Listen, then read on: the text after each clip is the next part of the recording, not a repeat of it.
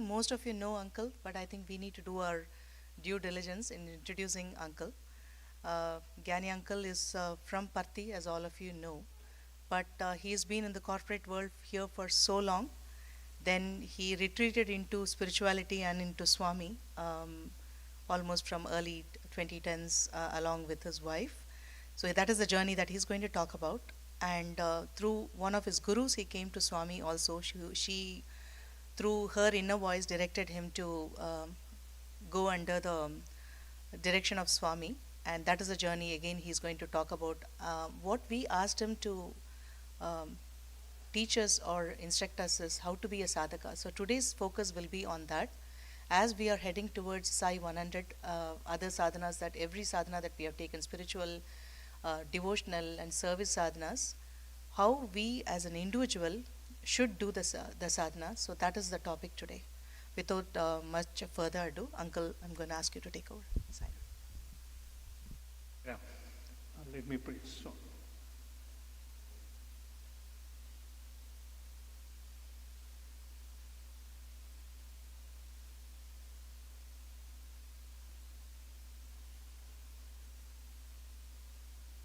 Sairam to all of you.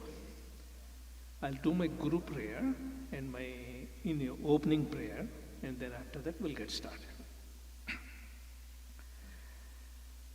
Dhyanamoolam Guru Murti Pujamoolam Guru Padam Mantramoolam Guru Vakyam Mokshamoolam Guru Kripa. Om Sri Guruve Namaha. Om Sahana Bhavatu Sahana Bhunaktu Sahaviryam Karvavahai Tejasvinavadhitamastu Vidvishavahai. Om Shanti Shanti Shanti. May we be protected together, may we be nourished together, may we work together with great vigor. May our study be enlightening. May no obstacle arise between us. Om, peace, peace, peace. Sairam. You saw the topic up there. That was the topic which, as Chittaji said, we're going to go through, and we also try to see as a sadhak, I'll try to emphasize as a sadhak what you will come across and what you need to be looking for. What I've outlined there up there is a little bit catered to me, but quite a bit is for a sadhak to go through. Now there are a couple things I'm going to go through. First and foremost is this is the first time I'm ever speaking about my own spiritual journey. Till now always I spoke about my spouse's spiritual journey. Shivangani is my spouse, who's no longer with us. She joined Swami in 2005. So it's always been hers, and mine was mixed with it because we came into it together. And so this is the first time. Initially I was a little bit hesitant. Do I really want to talk about what I'm going through? Because one question which runs in your mind whenever you think about it is, in what way is it going to be useful to the other person? I had this wonderful miracle, or that thing happened, or whatever. In what way that is going to be useful to the other, right? Then I came across like Paradharma. When we get to Paradharma, it will tell you that. It says that in Paradharma, one gets everything from society, and it is our minimum duty to provide our share of spiritual service to the society. See, it emphasized, it just added that little word spiritual service to it, not just ordinary service we do. Okay? So to the society, and it says it is a duty and a responsibility. So that made me decide, okay, I said, fine, I got to do it, It is a part of it. And I'll tell you what are the things which in Paradharma, when you go there, what it requires you to do. What are the things you need to be watch out for when we do it. And I'll try to point out as I go along the way, what are the things you might hear something happened to me, something was said to me, or whatever, right? But in what context are you to take it? I'll try to highlight it along the way, okay? One thing we'll do is, if you have any questions, just kind of hang on to them so that we come to the period where the question and answer is, because we might get sidetracked a little bit and we may not be able to come back to the mainstream. So just kind of hold it and we can catch it at the tail end. And what all you're seeing up there, all of them, I may not be able to cover today because I just talked to Chitaji.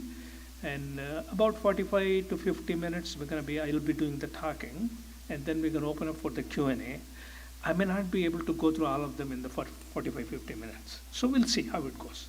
So I'll drop some of them which may not be pertinent to you. Like one of them will be like, how did I get connected to Hanumanji? In what way that's going to help you? You have to connect yourself in some fashion or the other, right? So those are the things. I'll keep it to the end. I'll come to that one, but I'll emphasize on the one, how did I get started on spiritual journey? And a special thing happened to me, which is my spouse itself. How did that help? And then what sadhana did I do and what seva did I do when I took the journey to my own hands and started doing that one?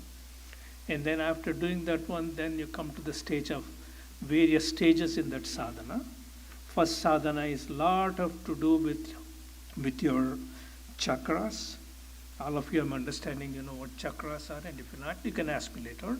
But chakras and the granthis we talk about, which are knots in the chakras, all of them need to open up, and we got 7 chakras in our body. And till all the 6 of them open and you can reach up to the 7th stage, liberation is not possible, because only when the 7th opens up, only then you will be able to experience that directly. Till then, the experience to that direct does not happen. And along the journey, there are a lot of what I call pitfalls into, and I'll try to point some pitfalls as I go along. Reason being, I used to be under the misnotion that along the way as the experiences were occurring, that I think that, oh God, I got it made, you know. And you go through that phase because you had this wonderful experience or that wonderful experience. This was told to you or that was told to you. You get very elated. And you think that I got it, you know, I'm there kind of stuff. That's where a guru really helps. When I reached to my guru, the other physical guru I had interaction with after my Swami left, that guru could look at me and tell me my Sahasrara chakra, which is the topmost chakra here, he says it's not open yet. I have no way of telling whether it is open or not, right? So that's where the gurus come in, is they put the reality check to you. Otherwise, being on our own when we are journeying, having a reality, there are no signposts. When you go in the inward journey, there are no pointing signs, there are no left turns, there are no right turns, there are no signs telling you to go where and how far it is. You don't know anything. Inside is everything which is avyakta, they say, not vyaktam, which is not manifested. It is all in unmanifest state, so it can know. And that's where a guru comes.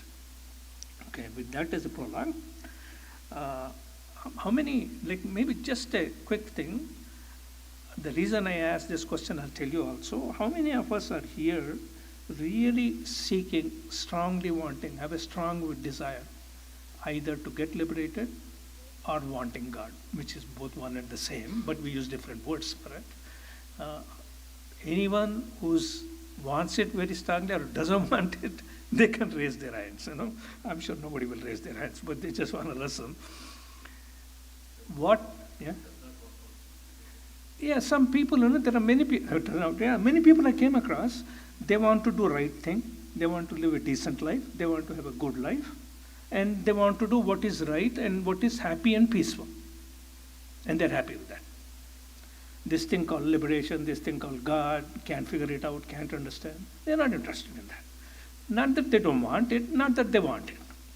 It's there, fine. Right now the interest is not there. Now what have I outlined there is for what they call mumukshus. Mumukshus are the people who are strong seekers of liberation or strong seekers of God. They don't want anything. They just want God or just want liberation.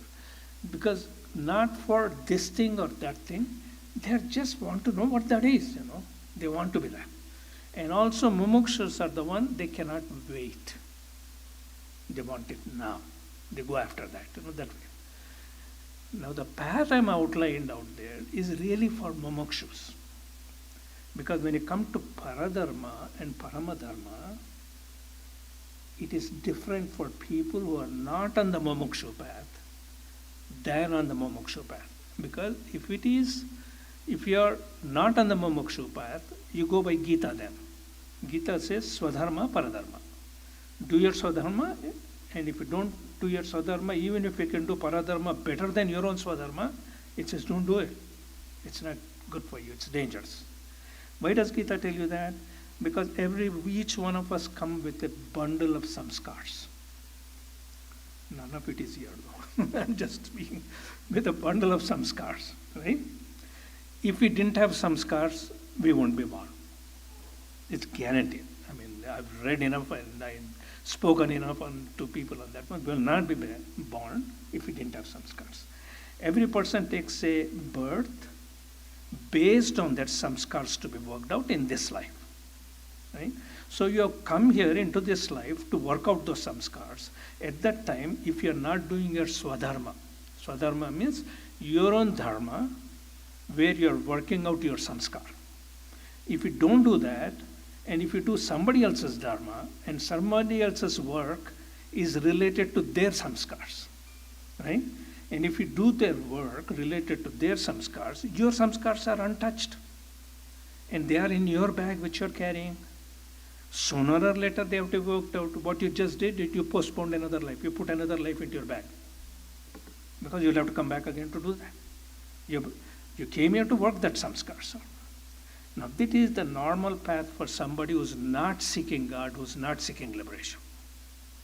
Okay? They need to live their nature. What is the right thing for them to do? And they need to follow the dharma. And I didn't even write dharma up there. Dharma comes first actually. Dharma is the prerequisite to enter into spirituality. If you cannot do your dharma well, you will have difficult time in spirituality. Okay? First and foremost is you need to do your dharma now. Whatever that is. Because we have householder like ashrama dharma, varna dharma. You got two different dharmas you go through. Varna dharma is based on what your nature is. Based on that, you need to have that one. Ashrama is whether you're a student, whether you're a grihastha, whether you're a vanaprastha, you're a sannyasi. You have those dharmas there. Besides that, you got to do the panchamahayajnas. And having a moral, righteous, and ethical living. These constitute what we call dharma, the bucket of dharma. And that dharma, if one does it, that person is doing, maintaining their status.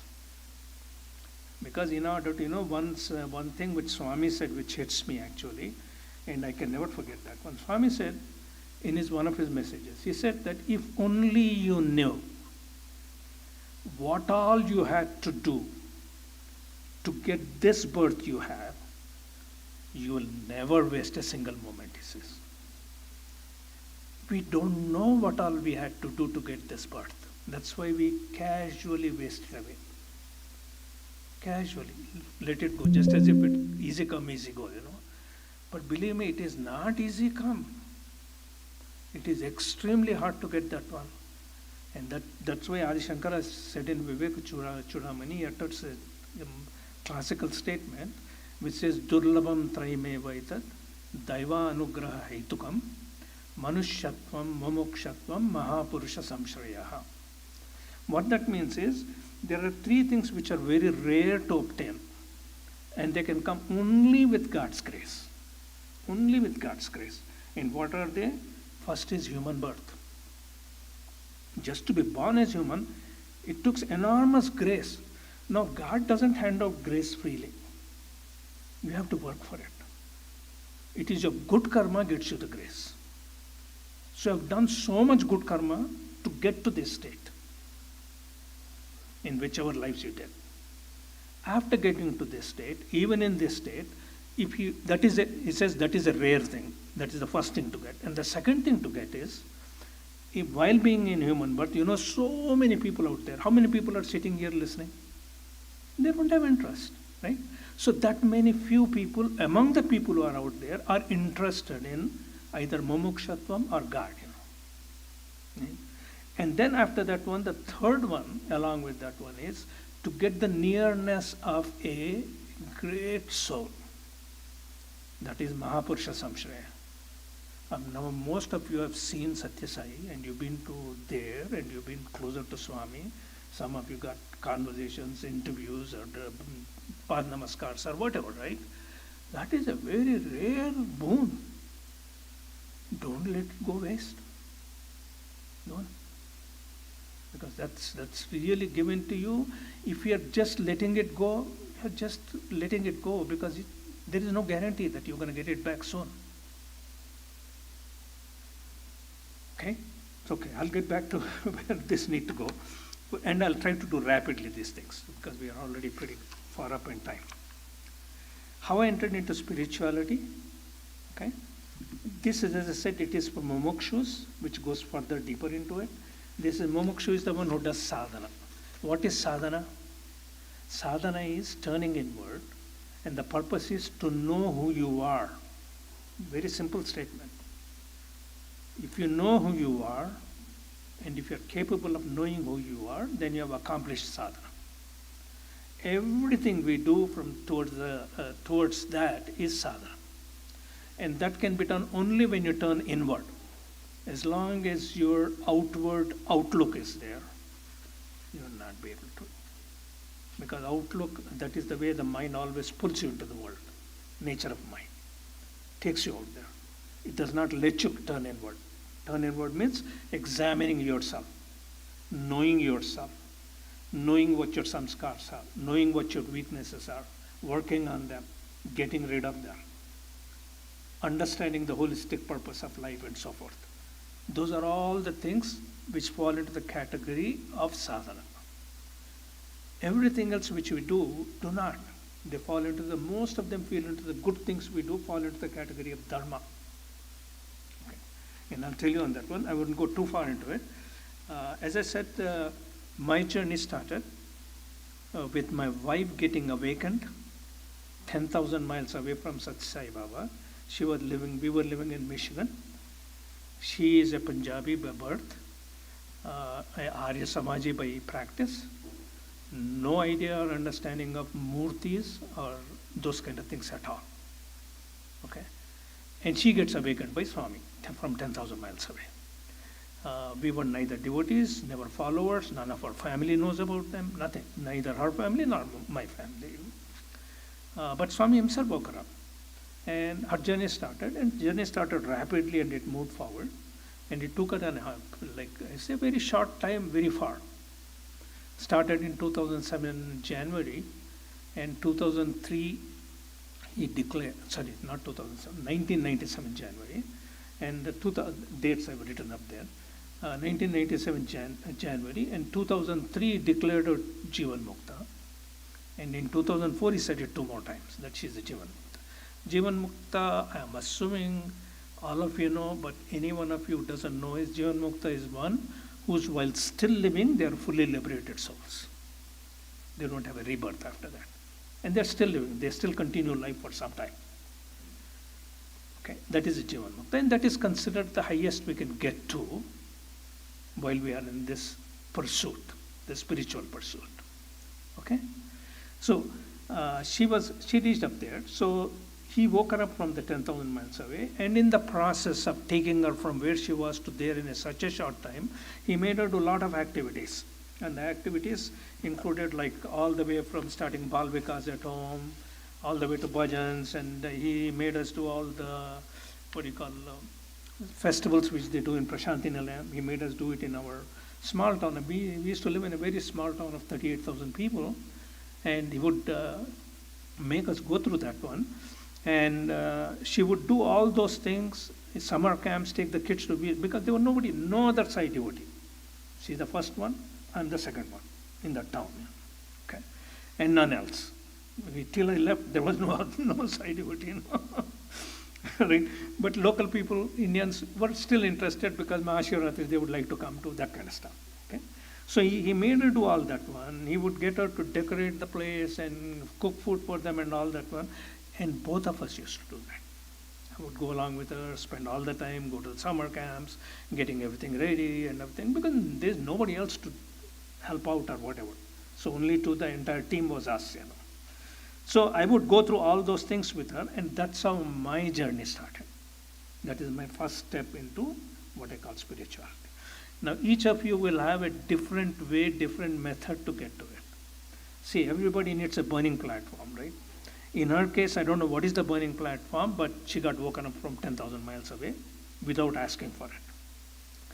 Other persons may not be like that. A lot of people enter into spirituality, and scriptures tell you, you need to have a burning platform. A burning desire need to generate in you. And that doesn't come, if you're happy, if everything going hunky-dory, you don't want to rock the boat. Nobody wants to rock the boat, right? It's only when you have trouble. It's only when you're depressed. It's only when you have a calamity happening to you. That's when you say, oh God, please help. Till then, when we are happy, do we ever talk about or do anything about God? Not much. God himself says that, by the way. Nobody thinks about me when they're doing everything going good, you know. They need that. So you need the burning platform to enter into it. But in our case, we entered it this way. So there's a difference. And he used to tell her many things. I'm not going to go through what was told to her. I'm going to go through only my journey with her, because that's what our topic is today. You know, he told her, you know, like in December of '99, he says, it is for Gyani to summarize. Gyani is my name. Gyani to summarize, and for you to utilize. That is for, he was telling my wife. Gyani is the one to convey, just the way I'm conveying now, and he declared that back in 1999, you know. Then, you know, on the journey, he used to call her by different names. One time he used to call her Devi. It is all in her inner voice, okay? Swami speaks through her inner voice, but many instances where it was confirmed. Even for me, it is confirmed that it is from there, okay? He says he called her Devyani. One time he called her Devi. Sometimes for some period he would call her Devi. For some period he called her Devyani. For some period Kalyani. And then most of the time he called her Shivangini. But he never called her by her given name of Dali. He never did. Right from day one it was Shivangini, you know. Okay. So he would tell her that I am the one who's going to be doing the writing or conveying or all that one. So my job got slowly started. So that's where it began, you know. And then in July in 2001, he says, Devyani, he's your basis. He's telling, I am her basis, means support. And he says he has much more energy than you think. He does not need energy. He has served me more than you can imagine. Now, I really don't know what he did before, okay? So that's Swami's words, I'm just telling you. Not that I know anything about it, okay? Then about, I would say, a year later, he said that I see herself and she sees in her vision, sitting on a seat. Both of us were sitting on it. And little later, the spot where she was sitting, that gets emptied out. This I'm talking 2002. That spot gets emptied out, and I'm standing next to it with tears in my eyes. So that was the first indicator that I'll be kind of left alone. She'll be leaving. And then 4 days later, she sees me standing in front of our mandir at home, shrine at home, offering kalash. Now, Swami taught us many things during our journey on how to interpret dreams. Kalash is considered to be spiritual effort. Offering, and again, offering it to God is, I'm going to be putting in the spiritual effort. And it's going to happen because it is 4 days after she's gone, kind of thing. So it is going to happen after she leaves her body. So that's what that indicated at that time. So these kind of things, as you're going on your spiritual journey, whenever you get any experiences, don't put them aside. See, I logged them. I used to log them, and that is the reason I could go back today after I got told that I need to speak about my journey. I could go back into the log, and most of them I don't even remember. And that's why one of the reasons is I have to look through to tell you what they are, because I don't remember anymore. And that's what will happen to you. So if you are having spiritual experience, to be able to make more out of it, you have to log it.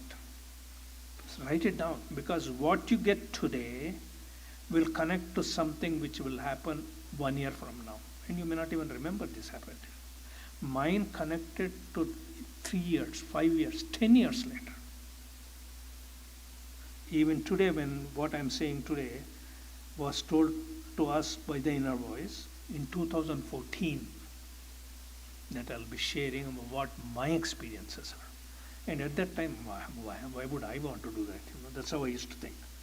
And it is 10 years later after it was told. And only reason I remember that is because I can go back and look at it. I can read it. So it's very important that you make sure you follow because Swami says, in your liberation, when does it occur? This is in Gyana Vahini. If you want to read it, it's in there. He tells you that our vasanas all got to be cleared out. Our mind need to get still. Then we need to understand and analyze the experiences we have had. That is what is called Tattva Jnanam. You need to have Tattva. Tattva is principle. Jnanam of principle. You need to have that. When would you have that? Only when you go through the experiences and analyze them. Okay? I'm watching. That time is accurate, right? Okay, good. So I'm going to skip a lot of stuff. So, all right. Only thing I'll tell you from my journey with her. So she was telling me, and Swami would tell her all those things, and also indicated that she'll be leaving. In 2004, that is a year before she's to leave the body, Swami says to her, now this is for every one of you. Pay attention what I'm going to tell you. Swami said, as long as body is given, it is dharma. No matter who they are, they have an obligation to connect to God and not to go astray. Amount of sadhana he does, so he's talking about me now, amount of sadhana Gyani does is for maintenance and not for a striving sadhak who has to do a lot more. Then he says, if he goes astray, then he will have to take 17 more lives. There is a lot here, because whatever I had been doing, like I've been doing the summer camps, I've been doing the Bhajans with my wife, and we were doing the festivals at the home and doing all that one. We'll do the regular Thursday Bhajans. We'll do all those things. And I was reading all the, like Sri Ramakrishna Paramahamsas and Vivekananda, Satya Sai speaks, all I was reading at that time, during all those times. I'm doing all of them. And Swami is saying, all I'm doing is dharma. What are the dharmas? We said Panchamaha Yajnas. One of the Panchamaha Yajna is Deva Yajna. Pitra Yajna, Deva Yajna, Bhuta Yajna. Those are the 5 Yajnas are there. Or they are also called Rin. Rin means debt. Those are the debt we need to pay because we got a human body granted to us. So we owe. And that's the debt you need to pay. That is Devarin. Doing this is just Devarin you're paying off. What does that mean? You maintain your level even. You may get a similar life. Similar. Again, who really knows, right? So that's what he said in there. And then if I'm striving to be a sadhak, want a liberation or whatever, he said if I go astray, if I don't do more sadhana, if I go astray, next is 17 more lives. And that too, he said that it's an opportunity which comes 17 more lives later. Not a guarantee that you're going to get liberation after 17 more lives. Same way, I'm getting an opportunity now. If I wasted it, then 17 more lives, I get another opportunity. I may use it, I may not, I may waste it. Right? That's why he packed a whole bunch of them. Now that lit a fire right underneath me. I said, oh my God, I better go in, get going on that. This is 2004, a year before she left her body. Then 2 months later, Swami says to Shivangini, you are ready, but he is not ready. Gyani is not ready. You will be proceeding alone, Swami says to Shivangini. Interestingly, Shivangini, without even pausing to think, replied to Swami. She said, I am not proceeding without him. And Swami, all he said is, that's all he said. He didn't reply. No, yes, no, no. Nothing. Right. So that was on June 4th, 2004. Right? Then about a week later, he says, at that time he was calling Shivangini Narayani. He says, Swami said, Narayani, today was a blessing. He, Gyani, has advanced. Let him flourish to support and work on the mission. And we were writing it down, the mission, right?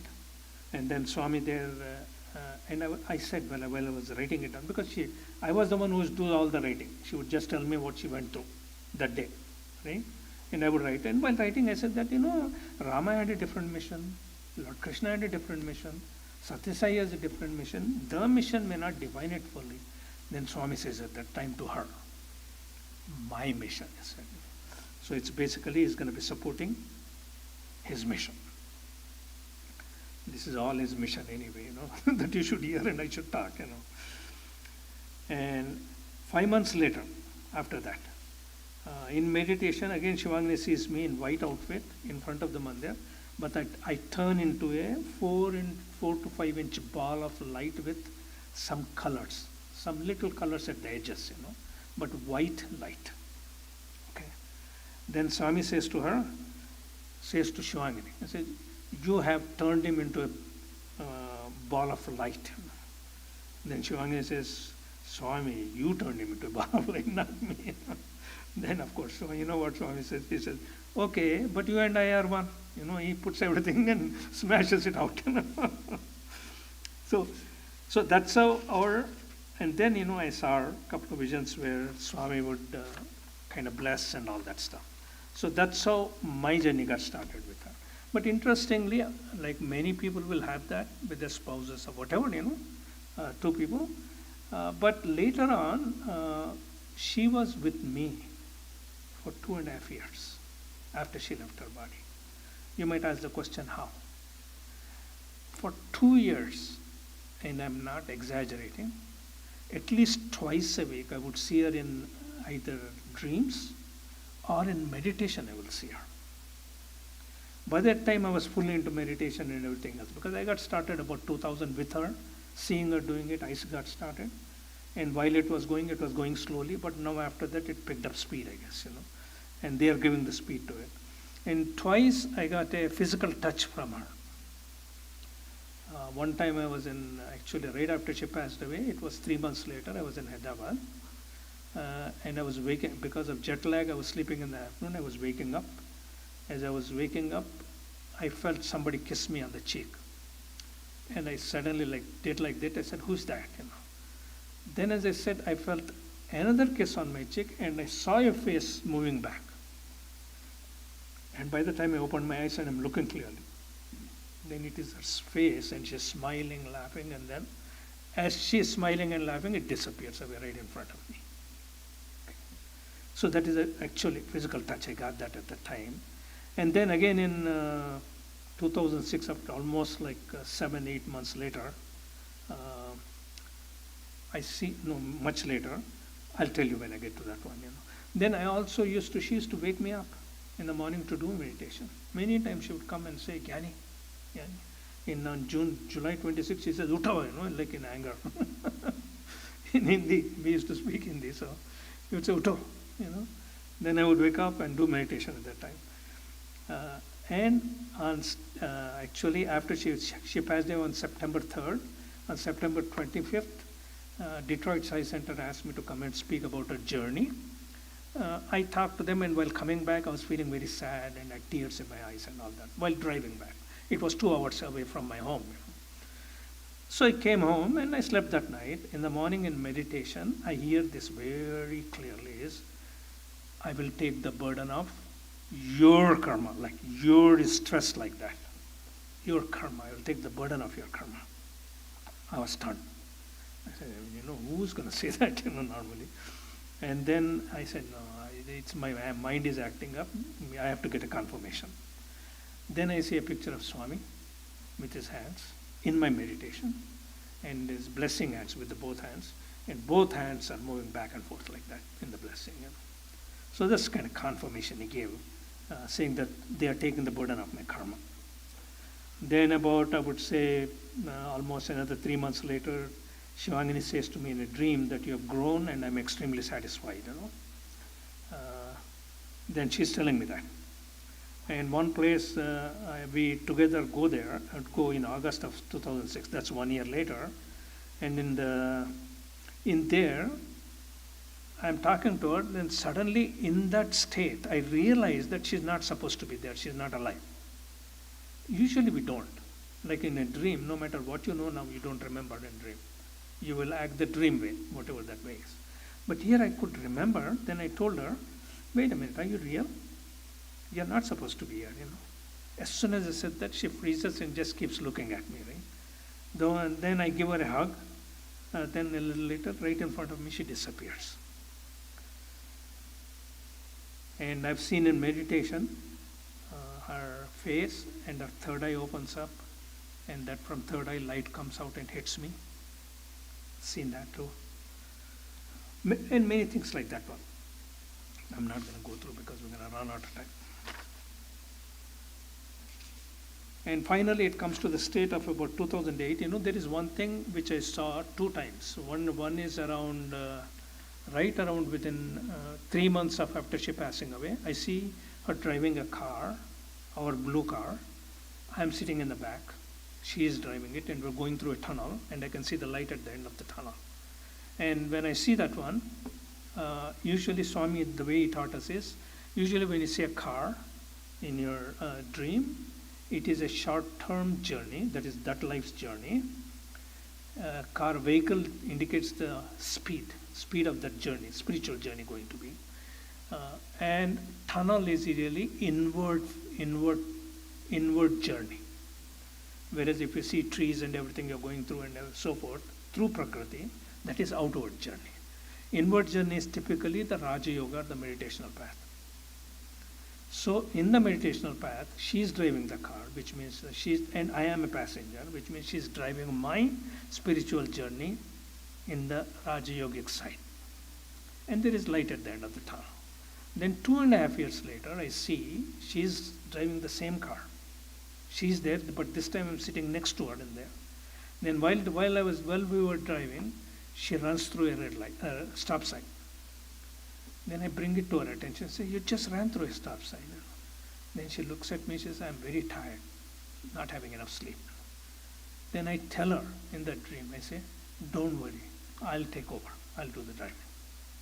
And that is the time spiritual journey has been handed over to me.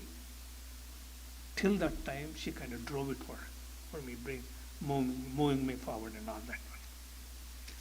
That's all I'm going to touch based on that one, because I'm not going to go through. There's a whole bunch of stuff, but that won't get us.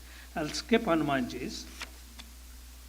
My spiritual effort, Seva, Sadhana, that's also pretty long. I don't know what to go through. But maybe, what I'll do is I'll just summarize it from my own this thing, because I read it enough a couple of times. I'll just give you gist. That is pretty coming close to that one. Depending on if we have not many questions going on, then I can go through some of them. Okay. On the Seva side, I know everything I'm going to tell you about Sadhana Seva is after she left, after she handed the journey over to me. Okay. After she passed away, I started a foundation in her name called Shivangini Foundation. It's called a DAF, which is a donor advised fund, which means that you can give the money to that fund, but you can tell them who to give it to. And that can be anywhere globally, but you go through that particular organization. So that's the way we wanted to do some work in India. And through that work, we published books. There are about 4 books we published, Telugu, Hindi, and English. We built a 15,000 square foot temple, Shirdi Satya Sai temple, both Shirdi Sai sculpture as well as Satya Sai. There are two main shrines in it, one on the right, one on the left. Right is Shirdi, left is Satya Sai. Shrines in there. For both the openings, both the sculpture establishment, Anil Kumar came, and he did actually we put the yantra underneath the vigraha. Yeah, he did that one at the time. We built a Bhajanal, constructed in Ram Mandir in one of the places which they came and asked. That's a very interesting story behind it, but we don't have the time to go through that. We built a drinking water shelter in a bus stand because a lot of travelers in the summertime don't get enough water while the buses are going through bus stands. So over there we tried to build that through that one. So that was the donor advised one, but we had to shut it down because the rules requirements got very difficult to send it overseas. So we stopped that one.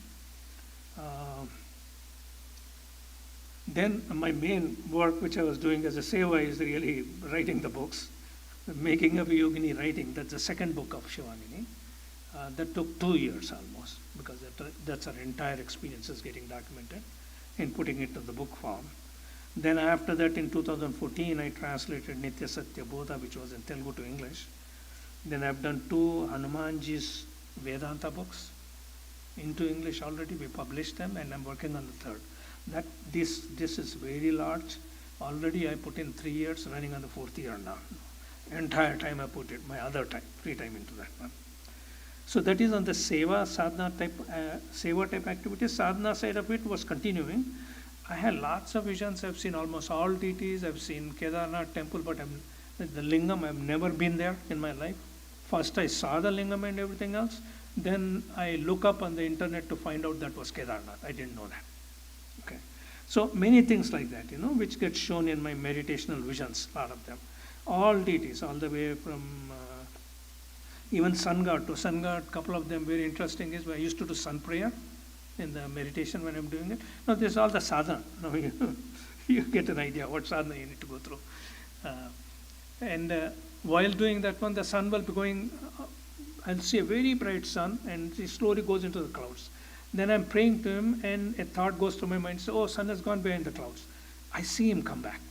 He comes right back, So things like that. And Swami tells that whenever you do it with one-pointed concentration, particularly in your meditation, because you're not letting other thoughts come to it, you invoke the God. Whoever you pray to, you invoke them. And that can manifest in any which way. We cannot predict how it does it. It depends on your own state, your own condition, and so forth. It is based on that. Okay.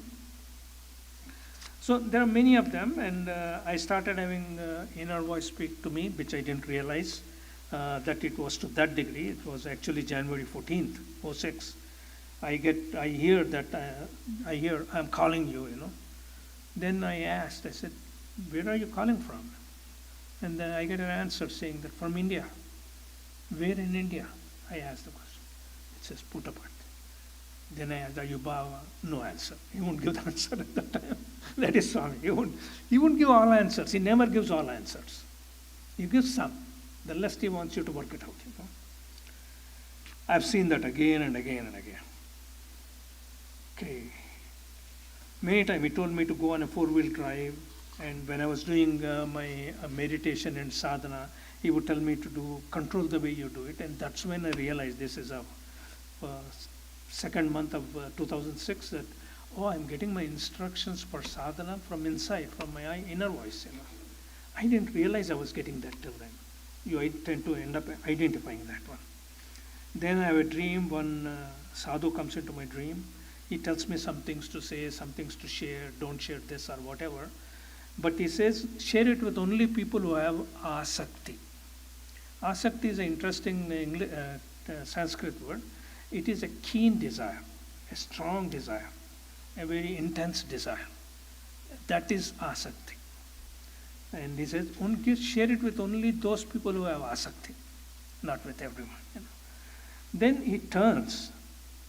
This is in my meditation visually. He turns, then he turns back. Then he looks at me and says, you have an amazing level of asakti. It is all, at the end of the day, as a sadhak, if you want to succeed, it's your intensity. Swami says it again and again. Ni guriye guru. Guri means aim. Guru is, of course, you know what guru is. Your aim is your guru. That will get you everything. But your aim, intensity of aim, and one-pointedness of aim got to be that strong. Then it'll get you. Then he told me to do chakra concentration, and he told me to do it every day, and much later he told me to do 3 times a day. Even meditation, I was told by the time 2010 or so to start doing 3 times a day. And I couldn't do 3 all the time, but most of the time twice I could eke it out, and third sometimes yes, sometimes not. And it all, what does it do when you do like that one? It only determines the speed of your journey. Swami said that all the time. You know, Swami taught us many things. One of the things he said is, which is something which may be very useful to you, is he said, the way to look at everything which is happening and your state in it and what's happening to you and whatever there is going to happen and so forth is, he says, always remember, situation, position, results are mine, he said. Only effort is yours. So here, when it asks me to do meditation 3 times, if I do 2 times, what happens? What happens is the outcome doesn't change. Then what changes? Time. When it happens, that will change. And that's why we say, when we say about life, death cycle, birth and death cycle, what is that birth and death cycle? When instead of happening in this birth, it will happen in that birth or that birth or that birth. Like it will happen to me this year, this birth, if everything goes right. If not, 17 more lives later. Right? What has changed? Not the outcome. Only time factor changed. That time factor is in your hands. That is one thing which is in your hand. God has given it to you. That's a free will also. Swami, one time some of the Westerners asked this question, do we have free will? He said, no free will. You have only choice. Either turn Godward or turn to the world. That's it. What is turning Godward? Doing the effort. Putting the sadhana. That is Godward. Else you are doing the other thing. And one more thing, it's objective consciousness, subjective. I won't go through a lot of them. Objective consciousness is your natural tendency, liking and leaning towards the world. Subjective consciousness is natural tendency and liking towards your own inner being. If you are in the periphery, I was meditating and somehow this understanding came to me. I said, if you are in the periphery of the subjective consciousness, things will be all right.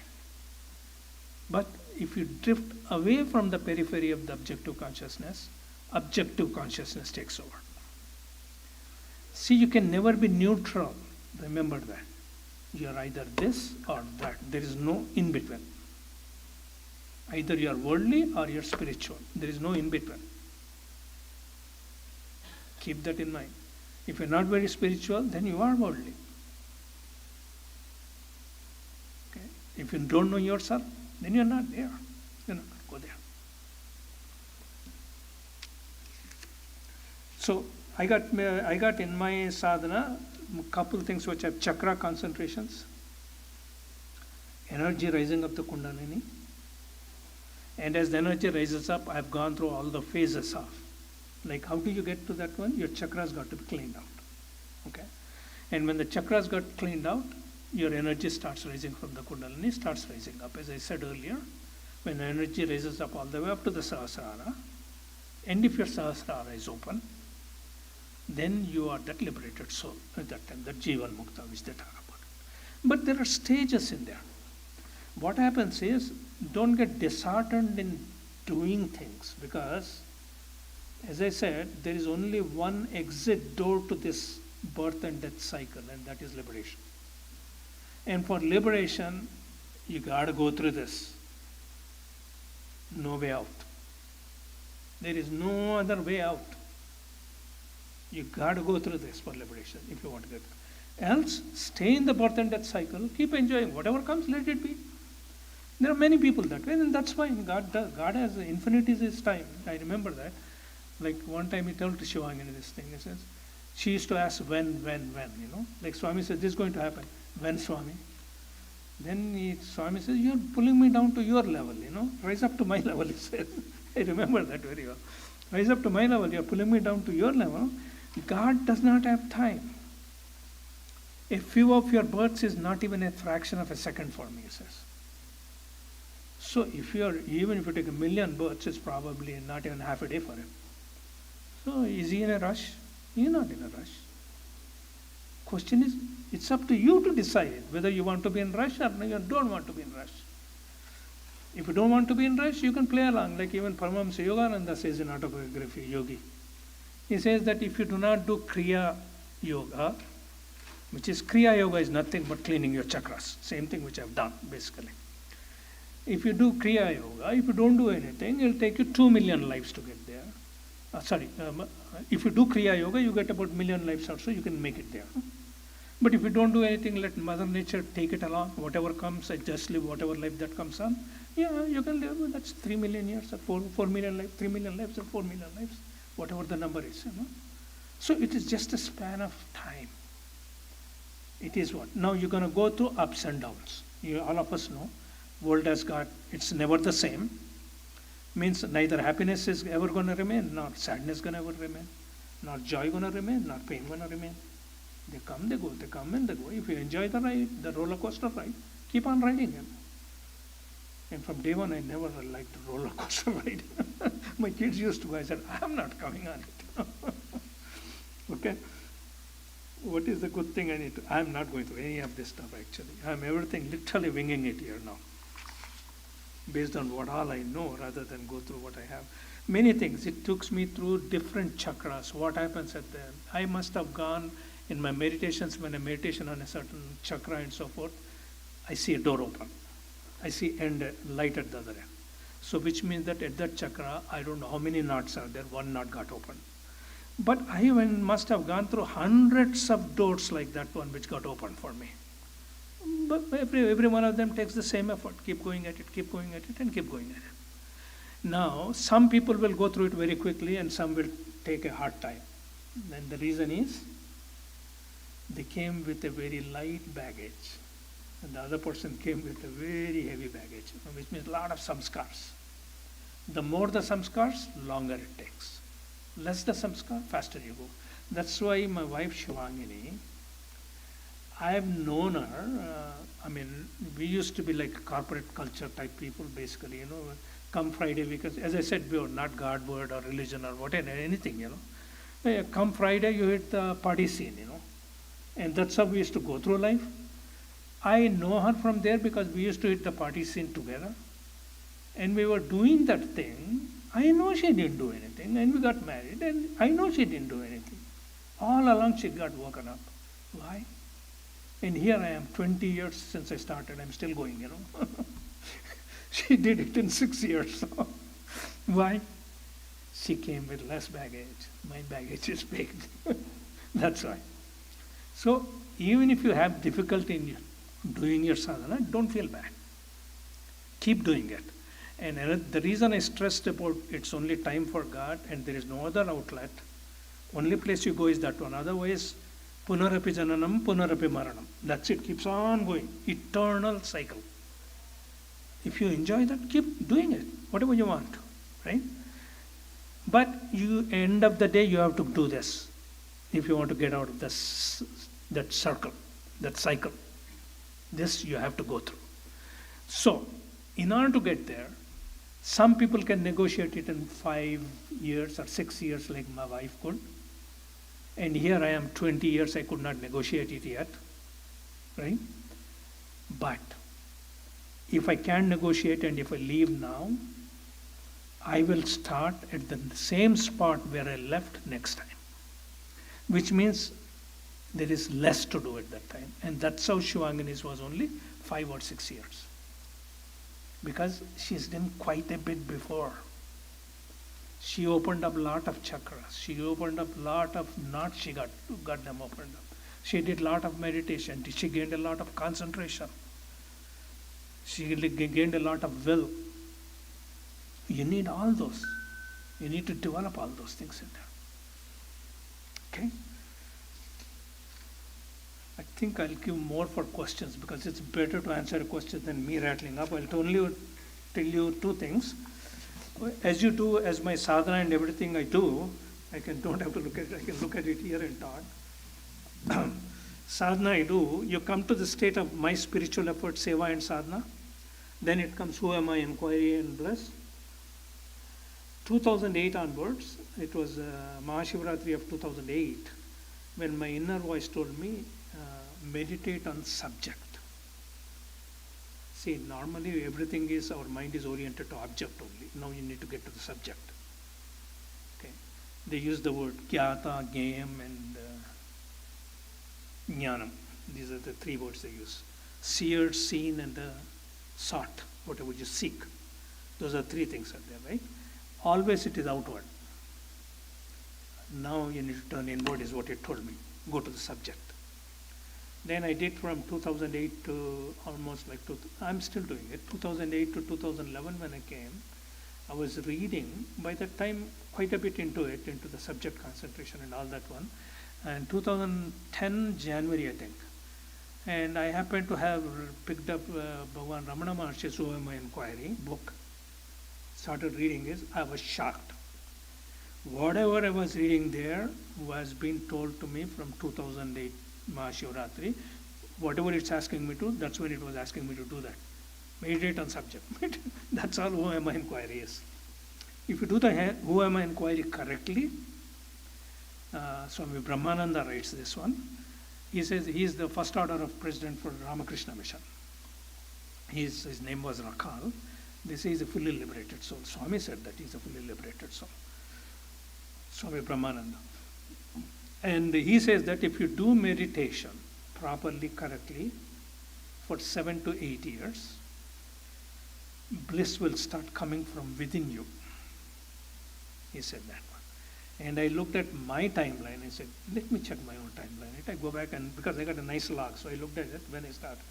I started in 2000 and first strong experience of bliss came to me in 2008 July. So about 8.5 to 9 year range. It came to me. So it works. All the what saints are saying, it will work. And if you do the effort, you will get it. And I can tell you one other thing. I tell it to a lot of my friends. All of you got college degrees, right? I know, most of you do. It doesn't even take half the effort of what you put into your college degree. Not even half the effort. You can get there. You need the will to get there. Okay? So who am I inquiry? Bliss will start. Bliss, I can tell you, Swami says, he makes a statement. It came in one of his, this thing. He says, from the emperor down to the beggar on the street, everybody is engaged in the game of extracting happiness from world.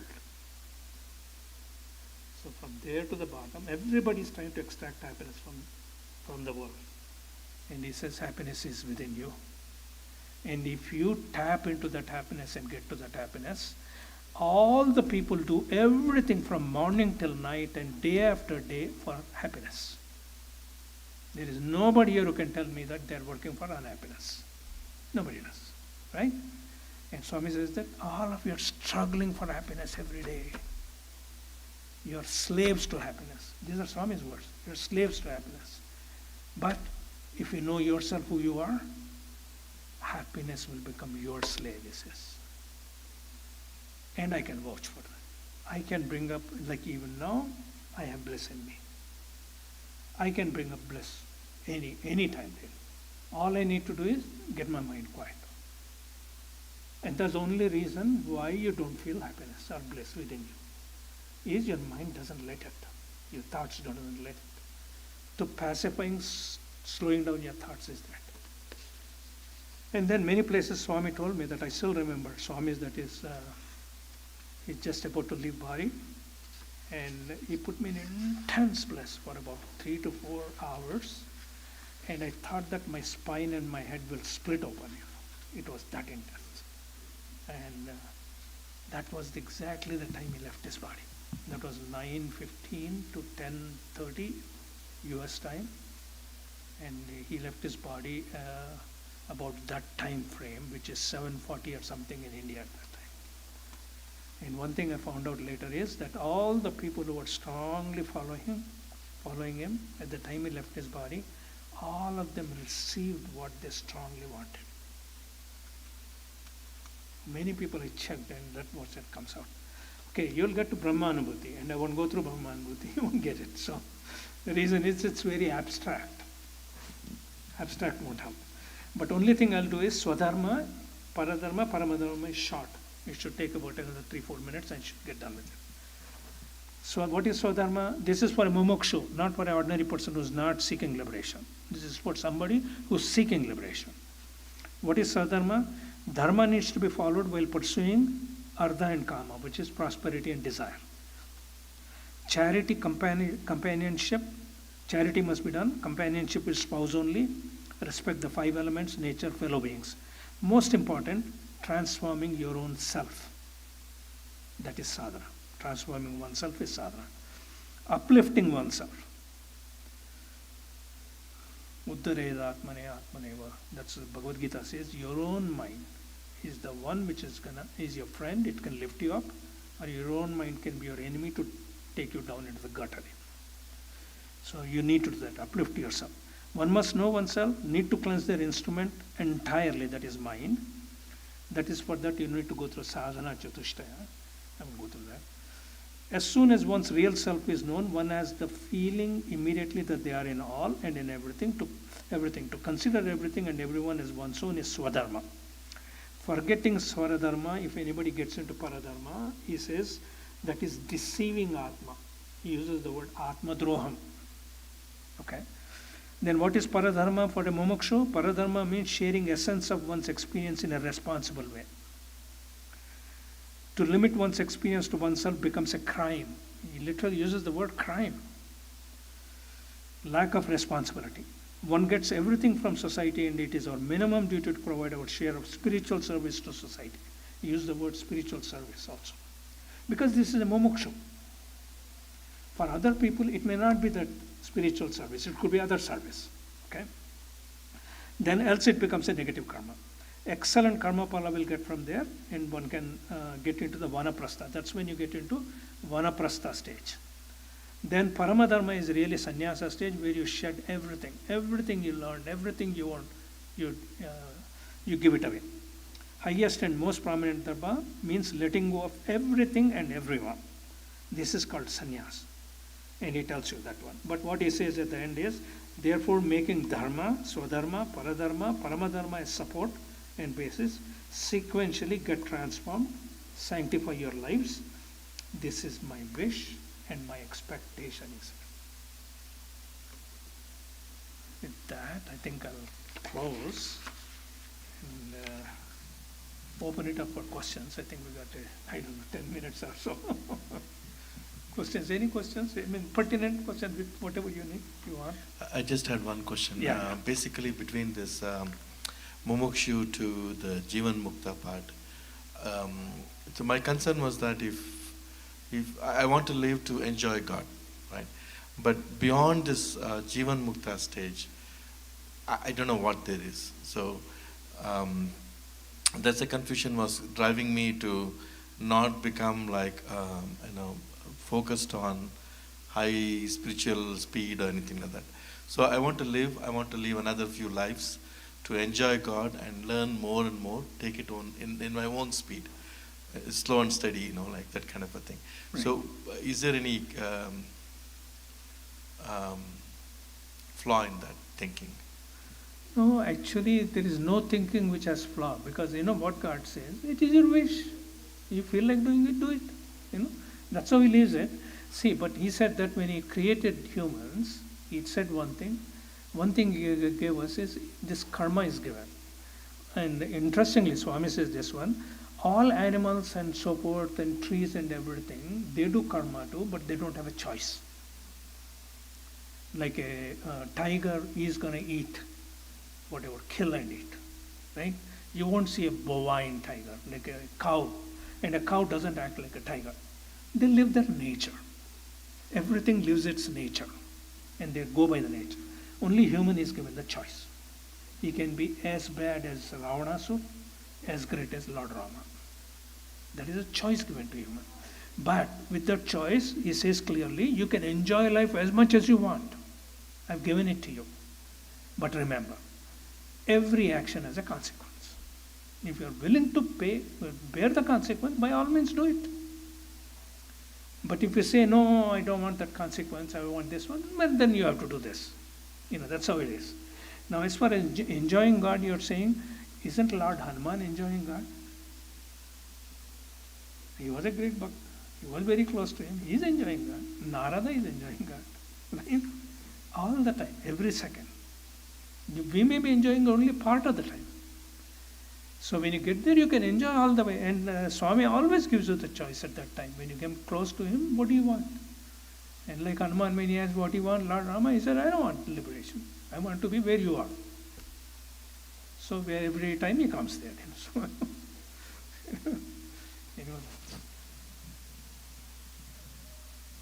We have a follow-up question, maybe another one question or so.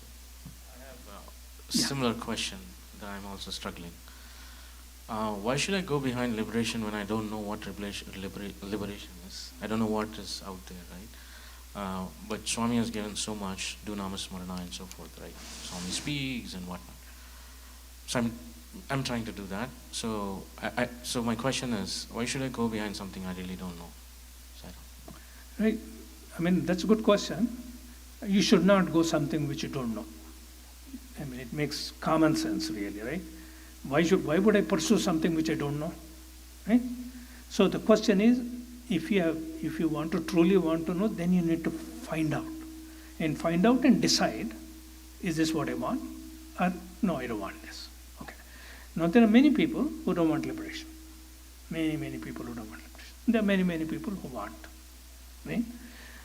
Both have reasons, but one thing for sure is the life of a liberated person, Jivan Mukta, is they say they are in a constant state of equanimity, peace, and highest Brahma, Paramananda, bliss. Anything you do, if I ask you, you say, I want to enjoy God. What is it you want? If God was to punish you and give you pain, would you say the same thing? The answer is no. Some enjoyment is there.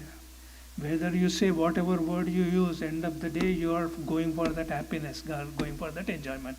Even your children, even your mother who sacrifices the most for the child, if you ask that mother, you use not to like something which you're eating or whatever, liking now, then if you ask her, why are you liking it now? She says, no, because my child likes it. So, if your child likes it, why should you like it? No, if my child likes it, it makes me happy.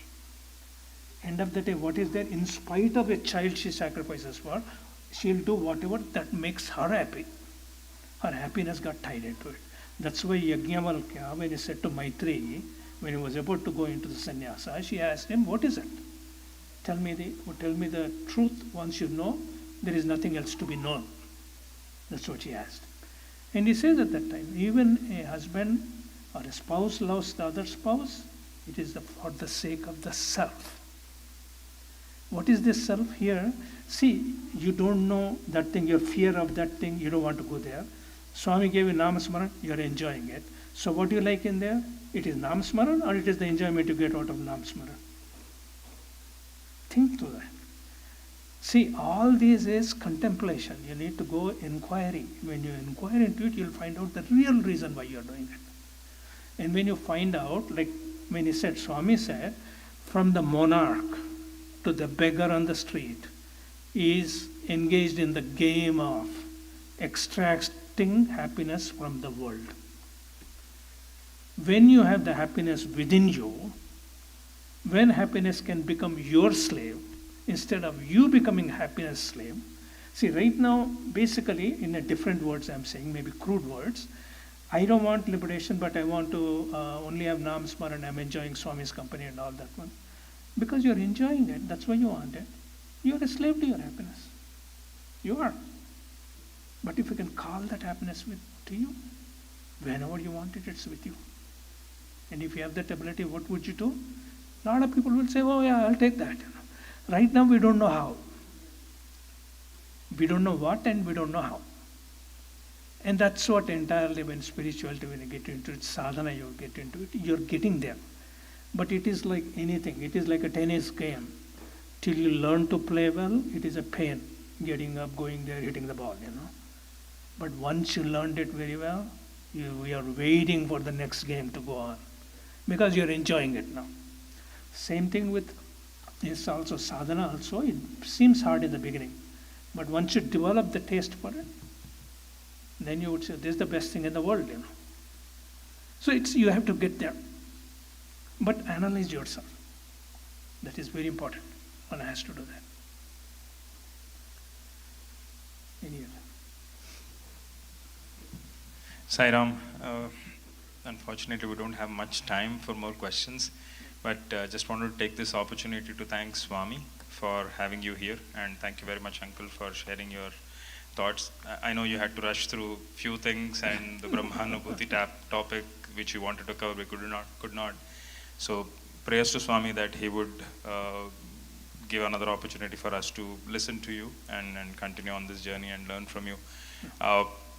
I was noting a few points. I definitely want to take it back as part of my own learnings from this session. But I just wanted to request Jagdish Uncle to give a token of our appreciation to Uncle. Just give me one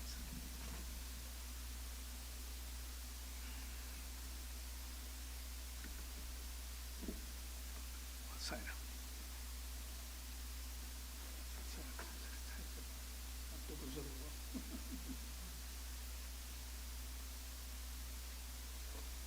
Sairam to all of you.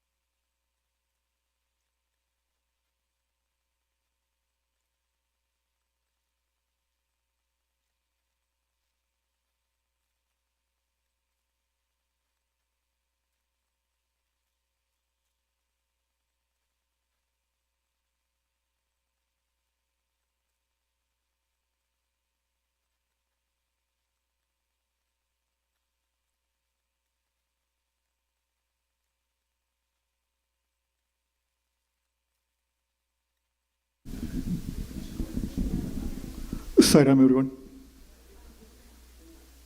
Welcome to Dallas Sai Center. If there is anyone new visiting center for the first time, please introduce yourself.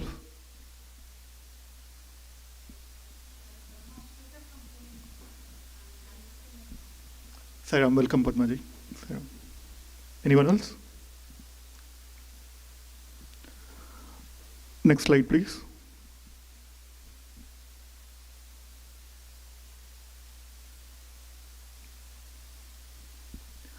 This is our center schedule. Vedam from 1 to 1:50. Study circle usually we have from 2 to 3:15. SSC on break, and we are in the devotional session. Next week, again, it is open Bhajans. Everyone can sign up. And study circle will go through chapters 19 and 20. Next slide, please.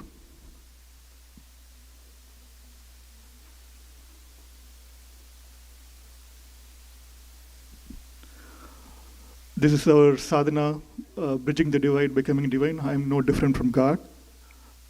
This is the sadhana for Sai 100 based on the 9 code of conduct. Last month we did something based on the devotional theme. This time, Prasanna, if you can go to the next slide. We have a new sadhana for June. The theme is sealing on desires. And the sadhana is no electronic media, minimum for 1 hour. So avoid electronic media for entertainment and social media. If it is anything else where you have to absolutely use it, you can use it at your discretion. And you can log this 1 hour in our Sai 100 app. Prasanna, if you can go to the next slide. So if you go to our app, you do have the Dallas Daily Sadhana, where you will see the June sadhana listed there. Then you can go and track it every day to see that if you have finished it or not. So please, if you have any issues with getting into the app or those kind of things, please reach out to us. We want everyone, if you can, to track your progress in this app. Next slide.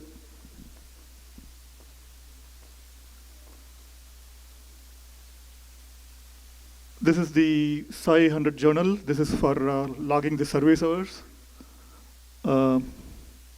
So the tree planting service, if you're doing 100 hours of service, please log into the app again. Next slide. We do have our monthly bhajan session, bhajan practice session today from 5 to 6 after the bhajans. What we are going to do is standardize this. So what we are going to do is bhajan practice will be every first Sunday of the month after the bhajan session. So that's what we are going to do. So that's what we are trying. So today, being the first Sunday, we'll have the bhajan practice. Next slide. This is our 100 home bhajans again towards Swami's 100th birthday. We have opened up the sign-up sheets now that you will have slots to sign up till January 2025. If you want to host the bhajans, please do sign up. Next slide, Prasanna. Next week on June 8th, we'll have the bhajans at Chitra and Niranjan's house from 5 to 6. Next slide. So starting from the last week, we are having open bhajans because it's summer, and anyone can sing the bhajans, right? If you are SSC grade 3 and above, you can sign up to sing bhajans. Also, if there are any SSC children or anyone who is returning from college who plays instruments who are not part of the DSC instrumental group, please reach out to us if you want to play instruments on weekly Sunday sessions. Next slide. We have the Region 10 Labor Day retreat coming up. The theme is Lead Towards Sai. It's from August 31st to September 2nd. Same location as what we had been the last 2 years. And the speakers are Leslie Farax and Ramadevi Shankaran. If you register by July 15th, you will save a few dollars. I mean, like there is an early registration discount there. Next slide.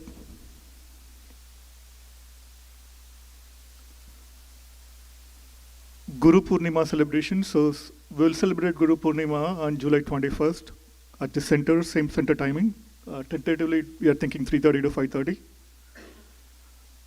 We are going to have a speaker. We'll have a musical offering, and we'll have, as usual, bhajans during Guru Purnima. We are going to start the musical offering practice from next week, after the bhajans. So if you want to be part of that musical offering, we'll send you this sign-up link with the announcements, and we'll also post it in our WhatsApp groups. Please sign up, and we'll start from next Sunday. This week, during the week, we will send some of the songs what we are going to practice so that you can listen to it and then come prepared.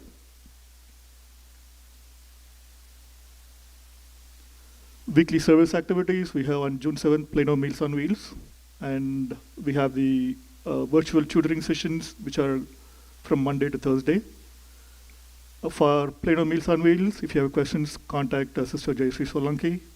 And then for tutoring session, contact Sister Arna Sampath, Chitra, Niranjan, Srini, and Vishwa, any one of those. Next slide.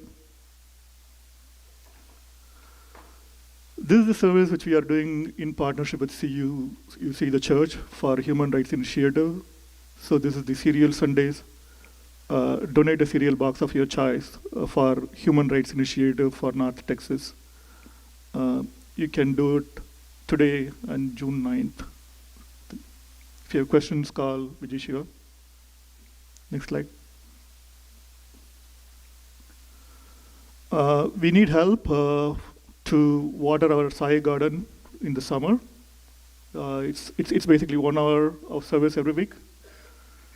The days are Wednesday and Sunday. If you have any questions or if you want to sign up, please contact Roshni Behan, and there is a sign-up sheet which will be also sent as part of the announcements.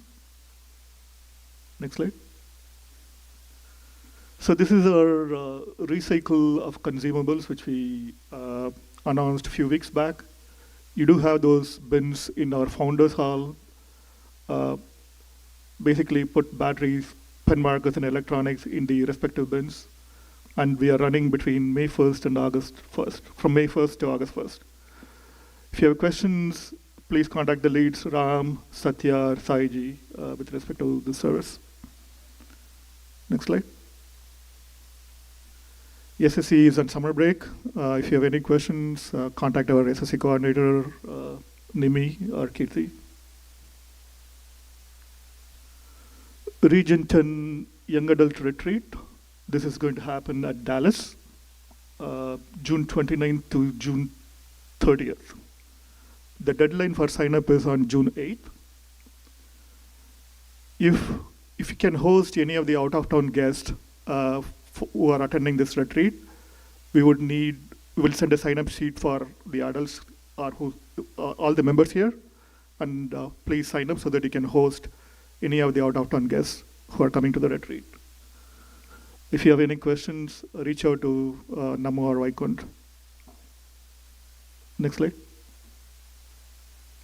We'll go through the thought for the day, and then we'll enjoy the bhajans. Sai Ram.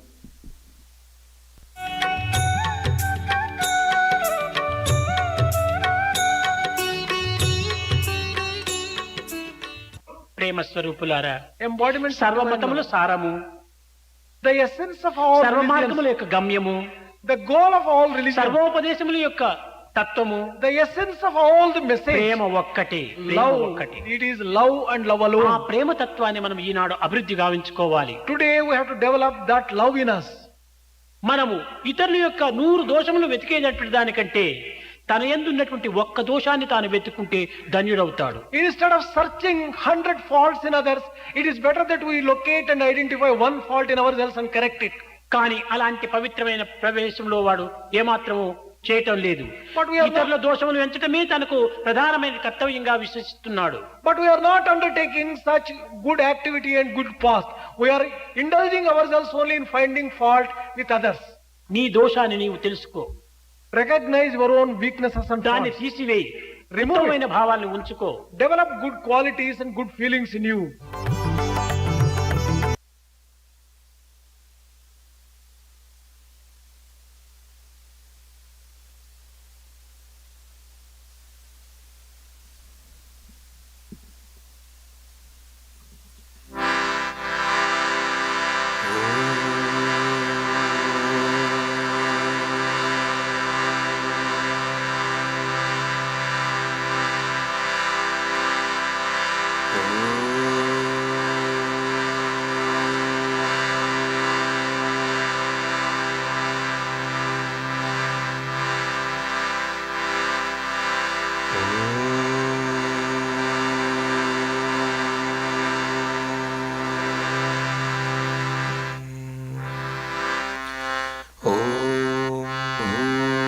भूर्भुवस्वः तत्सवितुर्वरेण्यं भर्गो देवस्य धीमहि धियो यो नः प्रचोदयात्। ॐ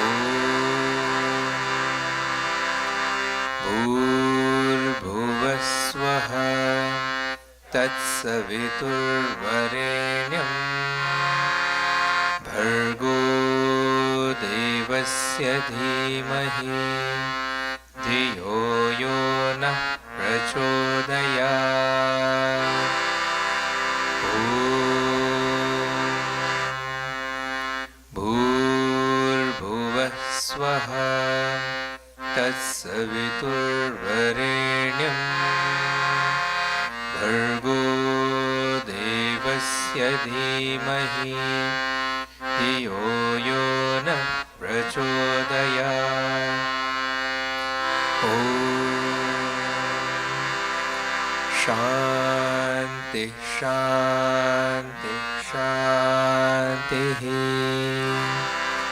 Our Father, who art in heaven, hallowed be thy name. Thy kingdom come, thy will be done, on earth as it is in heaven. Give us this day our daily bread, and forgive us our trespasses, as we forgive those who trespass against us. And lead us not into temptation, but deliver us from evil. For thine is the kingdom, and the power, and the glory, forever and ever. Amen. Shema Israel, Adonai Eloheinu, Adonai Echad, Adonai Echad, Adonai Echad. Hashem Avuhu Vayishtemasti Ushtasти Ushtahmo Yatasho Vahishto Yashem. Namo Tassa Bhagavato Arahato Samma Sambuddhassa.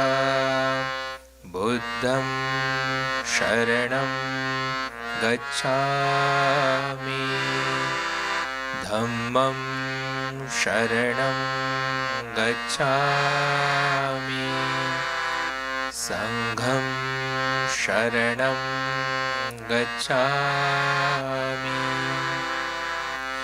Bismillah Ar-Rahman Ar-Rahim. Bismillah Ar-Rahman Ar-Rahim. Bismillah Ar-Rahman Ar-Rahim. La ilaha illallah, Allah, Allah. La ilaha illallah, Allah, Allah. La ilaha illallah, Allah, Allah. Om साईश्वराय विद्महे सत्यदेवाय धीमहि तन्नः सर्वः प्रचोदयात्। ॐ साईश्वराय विद्महे सत्यदेवाय धीमहि तन्नः सर्वः प्रचोदयात्। ॐ साईश्वराय विद्महे सत्यदेवाय धीमहि तन्नः सर्वः प्रचोदयात्। ॐ शान्तिः शान्तिः शान्तिः।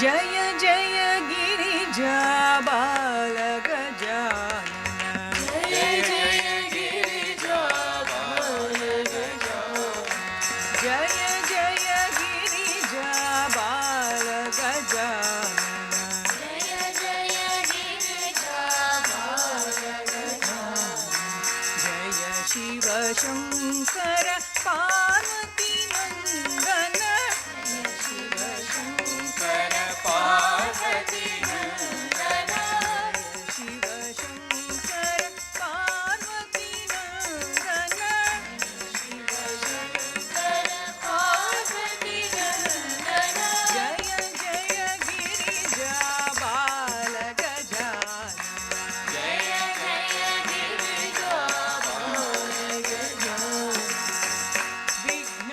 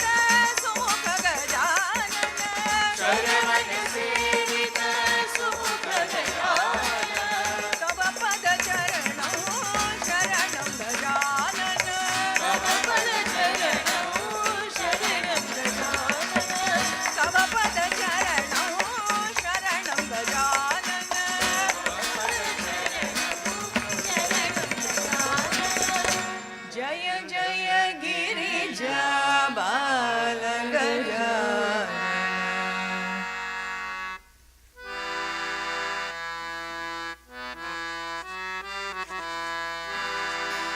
Sai, you are my heart and soul. Sai, you are my heart and soul. Sai, you are my heart and soul. Sai, you are my heart and soul. You are my path and my goal. You are my path and my goal.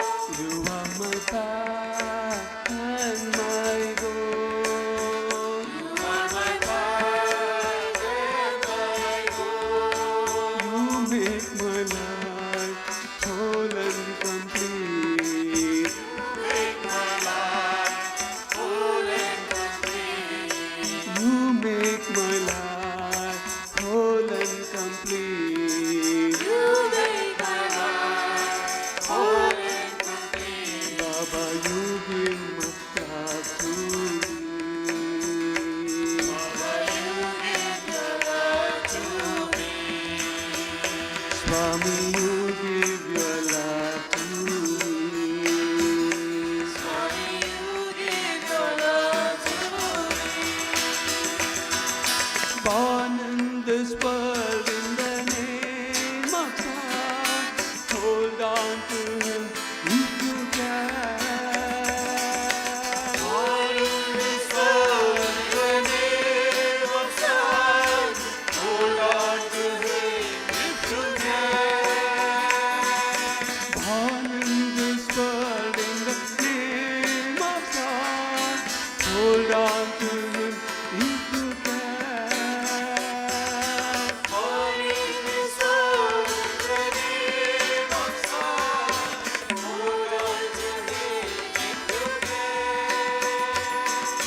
He is in us, He is in us, Father, He is in everything. He is in us, He is in all, see Him in everything. He is in us, He is in all, you can see Him in everything. He is in us, He is in all, you can see Him in everything. And heart and soul.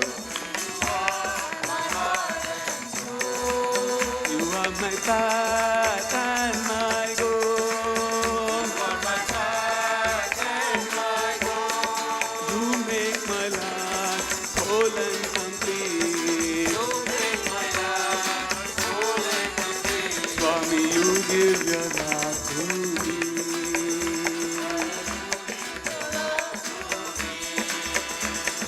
Born in this world in the name of God, hold on to Him if you can. Born in this world in the name of God, hold on to Him if you can.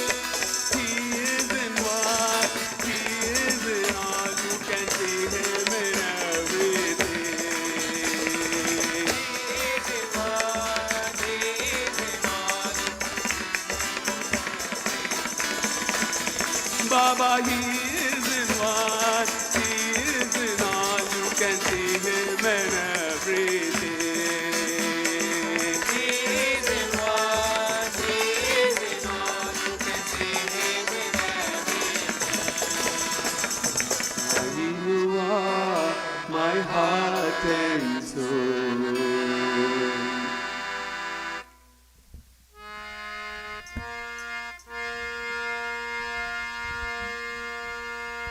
अनुपम सुंदर नंद किशोरा अनुपम सुंदर नंद किशोरा अनुपम सुंदर नंद किशोरा किशोरा अनुपम सुंदर नंद किशोरा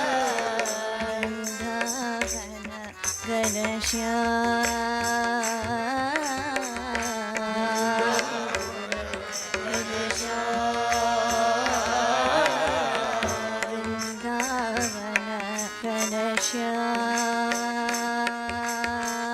वृंदावन घनश्याम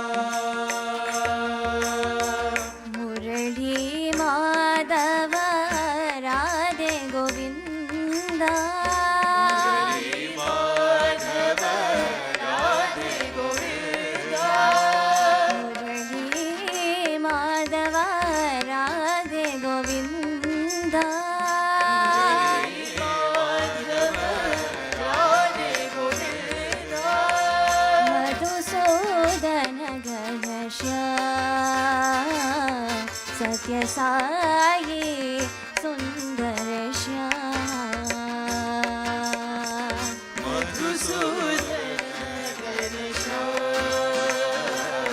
सत्य साई सुंदर श्याम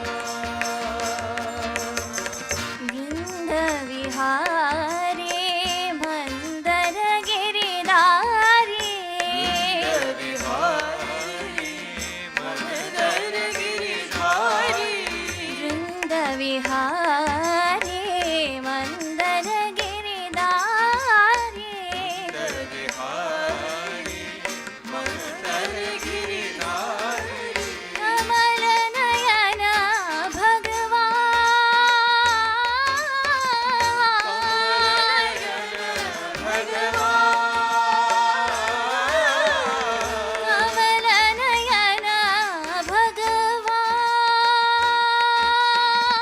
कमल नयन भगवान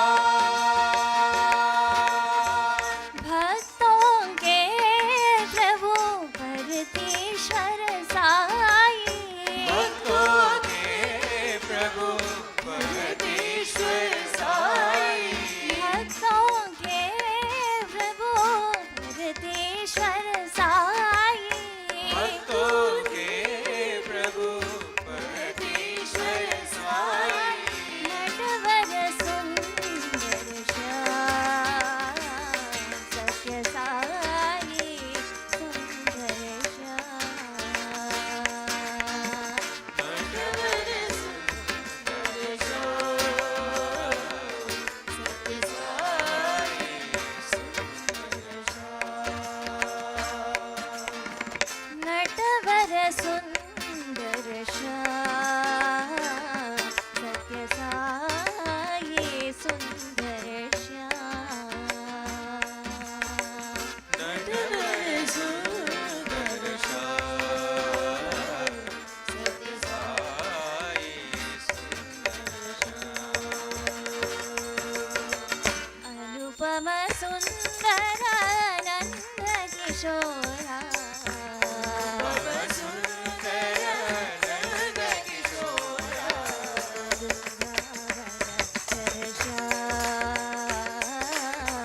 वृंदावन घनश्याम मुरली माधव राधे गोविंदा माधव राधे गोविंदा मधुसूदन घनश्याम सत्य साई सुंदर श्याम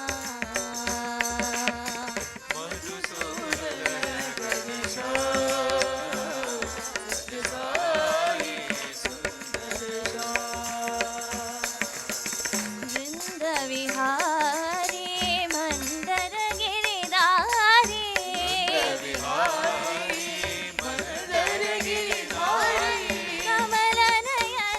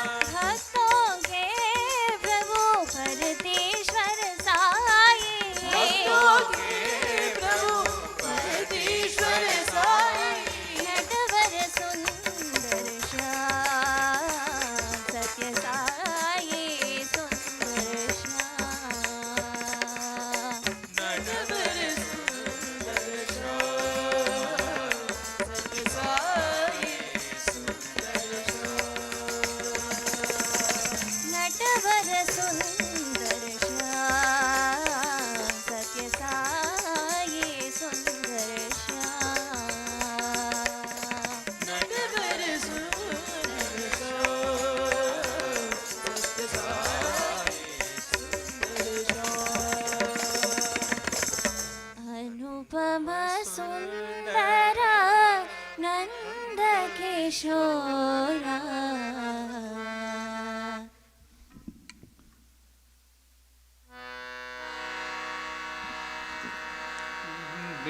दीनानाथ शंकरा दीनानाथ शंकरा दीनानाथ शंकरा दीनानाथ शंकरा करुणा सागर शंकरा करुणा सागर शंकरा करुणा सागर शंकरा करुणा सागर शंकरा वर्तिपुरीश्वर शंकरा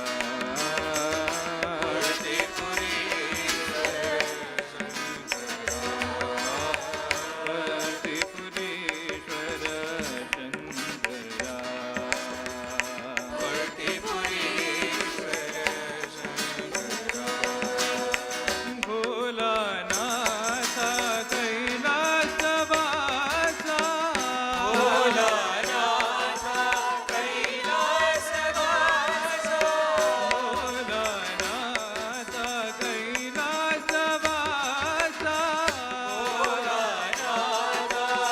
कैलासवासा वर्तिपुरीश्वर हे परमेशा वर्तिपुरीश्वर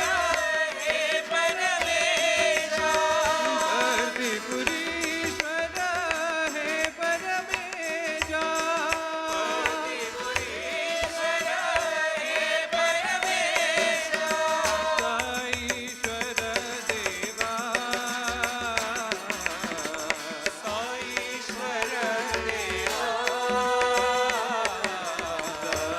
साईश्वर देवा साईश्वर देवा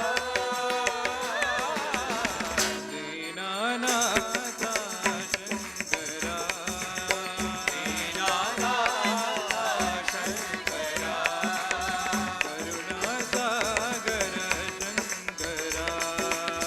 करुणा सागर शंकरा वर्तिपुरीश्वर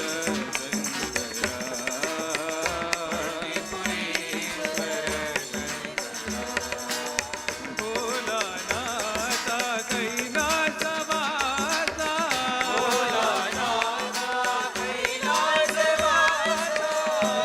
वर्तिपुरीश्वर हे परमेशा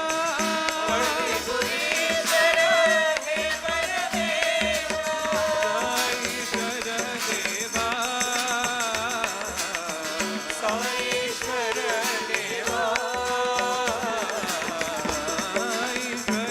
देवा साईश्वर देवा दीनानाथ शंकरा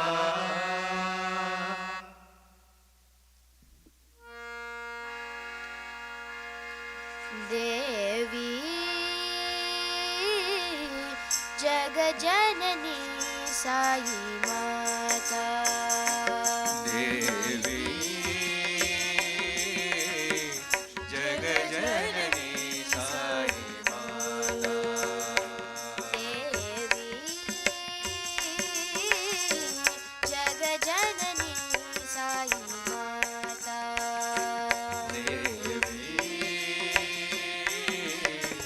जगजननी साई माता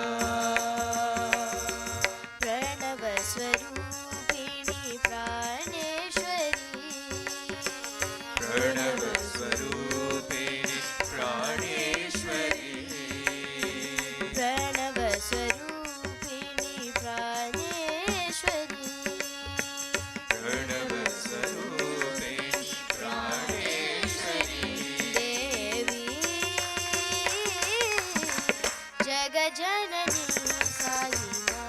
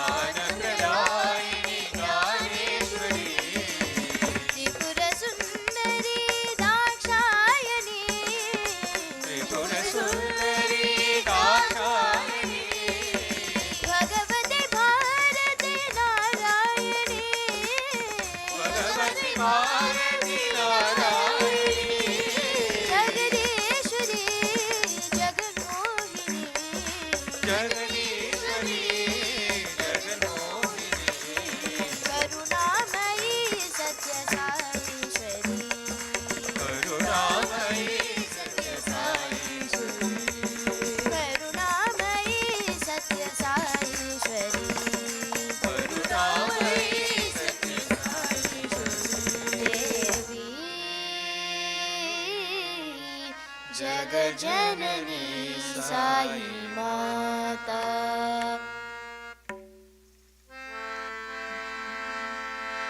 Remind me, my Lord, remind me, my Lord, remind me, my Lord, who I am.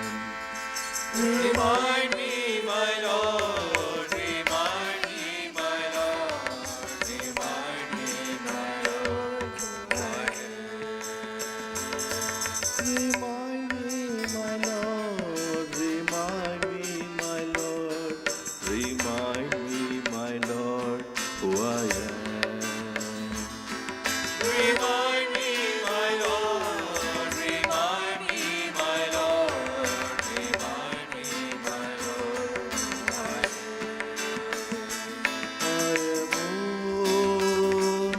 I am eternal.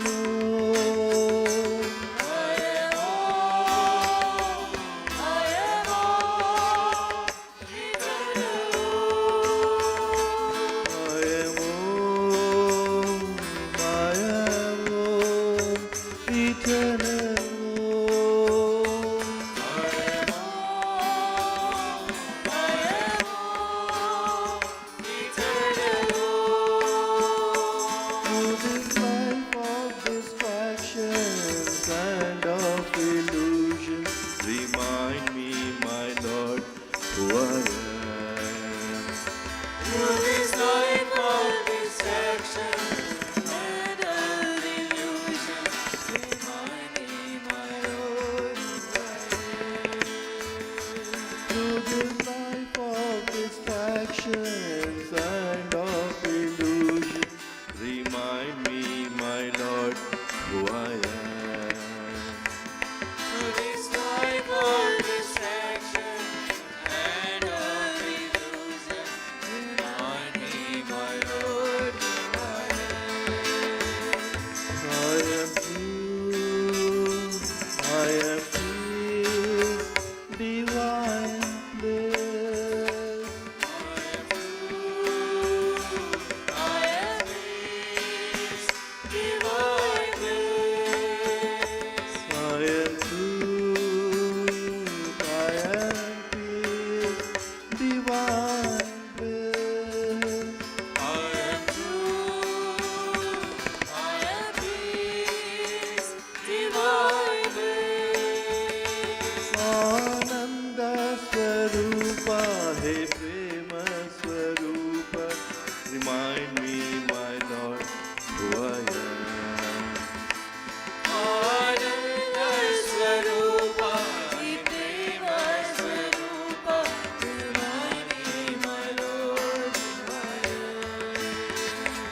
Ananda Swarupa, He Prema Swarupa, remind me, my Lord, who I am. Ananda Swarupa, Prema Swarupa, remind me, my Lord, who I am. I am love, pure love. I am love, I am love.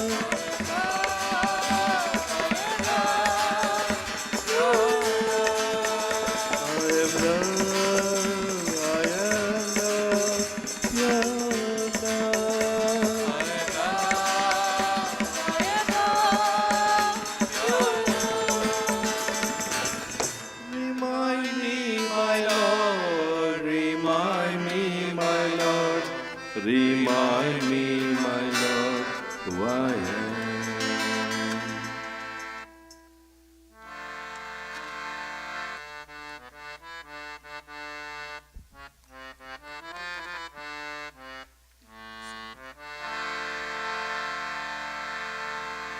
ಆನಂದ ಸಾಗರ ಮುರಳೀಧರ ಆನಂದ ಸಾಗರ ಮುರಳೀಧರ ಆನಂದ ಸಾಗರ ಮುರಳೀಧರ ಆನಂದ ಸಾಗರ ಮುರಳೀಧರ ಮೀರಾ ಪ್ರಭು ರಾಧೇಶ್ಯಾಮ್ ವೇಣುಗೋಪಾಲ ಮೀರಾ ಪ್ರಭು ರಾಧೇಶ್ಯಾಮ್ ವೇಣುಗೋಪಾಲ ಮೀರಾ ಪ್ರಭು ರಾಧೇಶ್ಯಾಮ್ ವೇಣುಗೋಪಾಲ ಮೀರಾ ಪ್ರಭು ರಾಧೇಶ್ಯಾಮ್ ವೇಣುಗೋಪಾಲ ಆನಂದ ಸಾಗರ ಮುರಳೀಧರ ಆನಂದ ಸಾಗರ ಮುರಳೀಧರ ನಂದ ಯಶೋದ ನಂದ ಕಿಶೋರ ನಂದ ಯಶೋದ ನಂದ ಕಿಶೋರ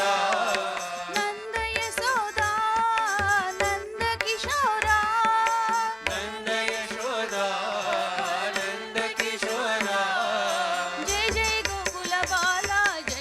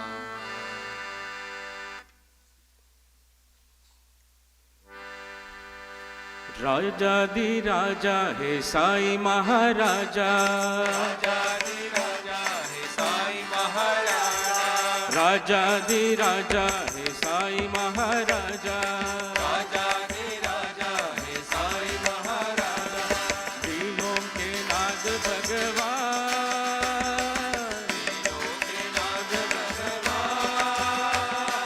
दीनों के नाथ भगवान, दीनों के नाथ भगवान,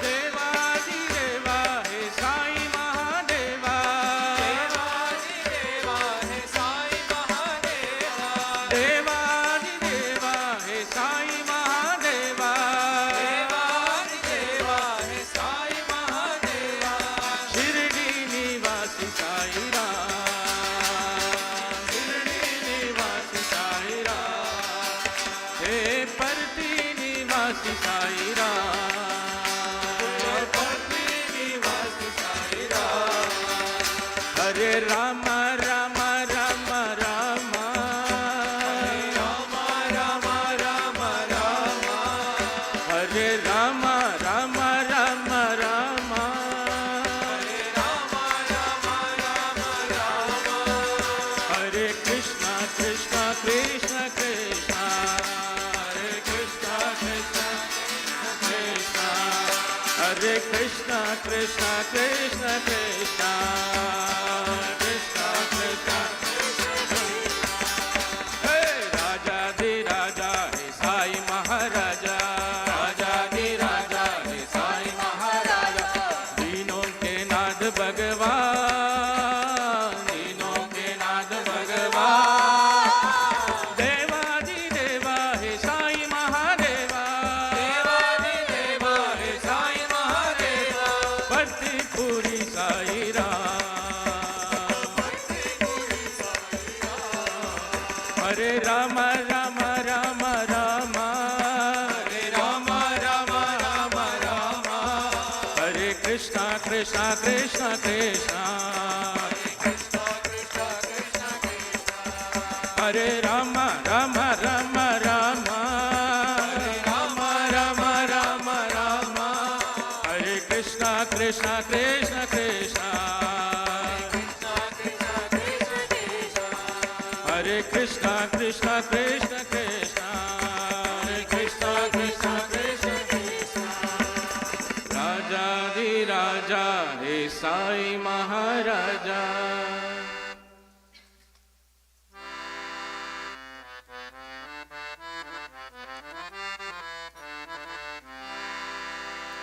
युग युग के अवतार तुम्ही हो, युग युग के अवतार तुम्ही हो, युग युग के अवतार तुम्ही हो, युग युग के अवतार तुम्ही हो, मेरे राम मेरे श्याम शिरडी साई पति राम, मेरे राम मेरे श्याम श्री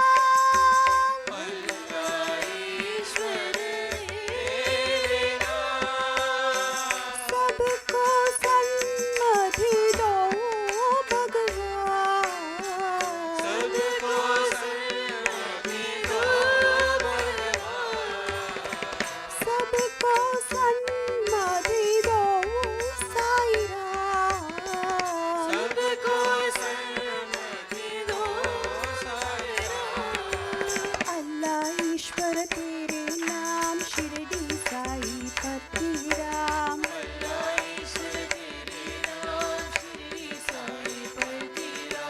अल्लाह ईश्वर तेरे नाम शिरडी साई पति राम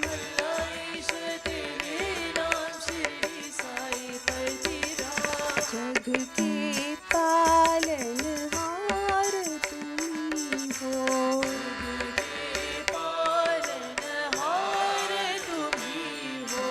जग के पालनहार तुम्ही हो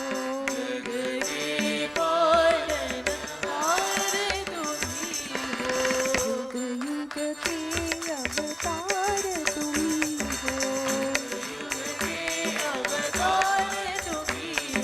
मेरे राम मेरे श्याम शिरडी साई पति राम जग के पालनहार तुम्ही हो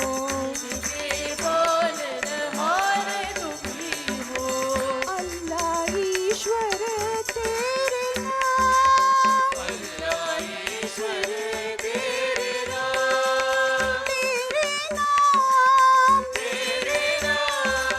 तेरे नाम अल्लाह ईश्वर तेरे नाम सबको सन्मति दो भगवान अल्लाह ईश्वर तेरे नाम शिरडी साई पति राम जग के पालनहार तुम्ही हो जग के पालनहार तुम्ही हो युग युग के अवतार तुम्ही हो वीर हनुमान अति बलवान राम नाम रसिया रे प्रभु मन बसिया अति बलवान राम नाम रसिया रे प्रभु मन बसिया राम लक्ष्मण जानकी जय बोलो हनुमान की राम लक्ष्मण जानकी जय बोलो हनुमान की राम लक्ष्मण जानकी जय बोलो हनुमान की राम लक्ष्मण जानकी जय बोलो हनुमान की वीर हनुमान अति बलवान राम नाम बसिया रे प्रभु मन बसिया सीताराम जय सीताराम राधे श्याम जय राधे श्याम सीताराम जय सीताराम राधे श्याम जय राधे श्याम सीताराम जय सीताराम राधे श्याम जय राधे श्याम सीताराम जय सीताराम राधे श्याम जय सीताराम जय सीताराम राधे श्याम जय राधे श्याम वीर हनुमान अति बलवान राम नाम बसिया रे प्रभु मन बसिया रे राम लक्ष्मण जानकी जय बोलो हनुमान की राम लक्ष्मण जानकी जय बोलो हनुमान की वीर हनुमान अति बलवान राम नाम रसिया रे प्रभु मन बसिया रे सीताराम जय सीताराम राधे श्याम जय राधे श्याम सीताराम जय सीताराम राधे श्याम जय राधे श्याम सीताराम जय सीताराम राधे श्याम जय राधे श्याम मान अति बलवान राम नाम रसिया रे हे प्रभु मन बसिया रे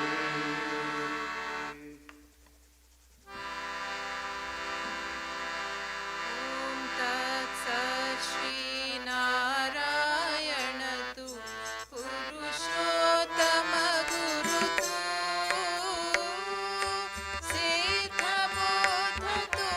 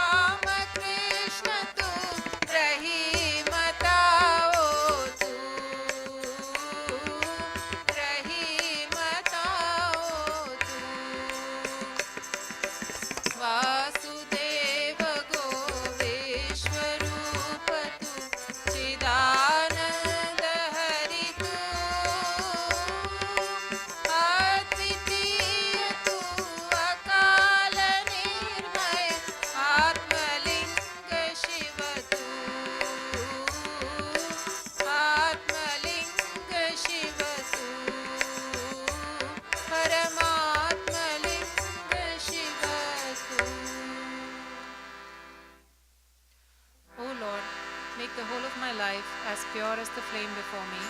Let it consume itself in the fire, scattering light and the warmth of love to all around me. At the end of it all, let there be nothing left of me to keep me from merging in you. The Lord of the universe is here, Swami Satya Sai is here. Come to save devotees everywhere, come to bless children everywhere, born at Puttaparthi. The Lord of the universe is here. Calm and tranquil like the moon, shining with divine inner light, filling all with bliss at his side. He is always serving those in need, answering the prayers of devotees, giving grace to you and me. The Lord of the universe is here.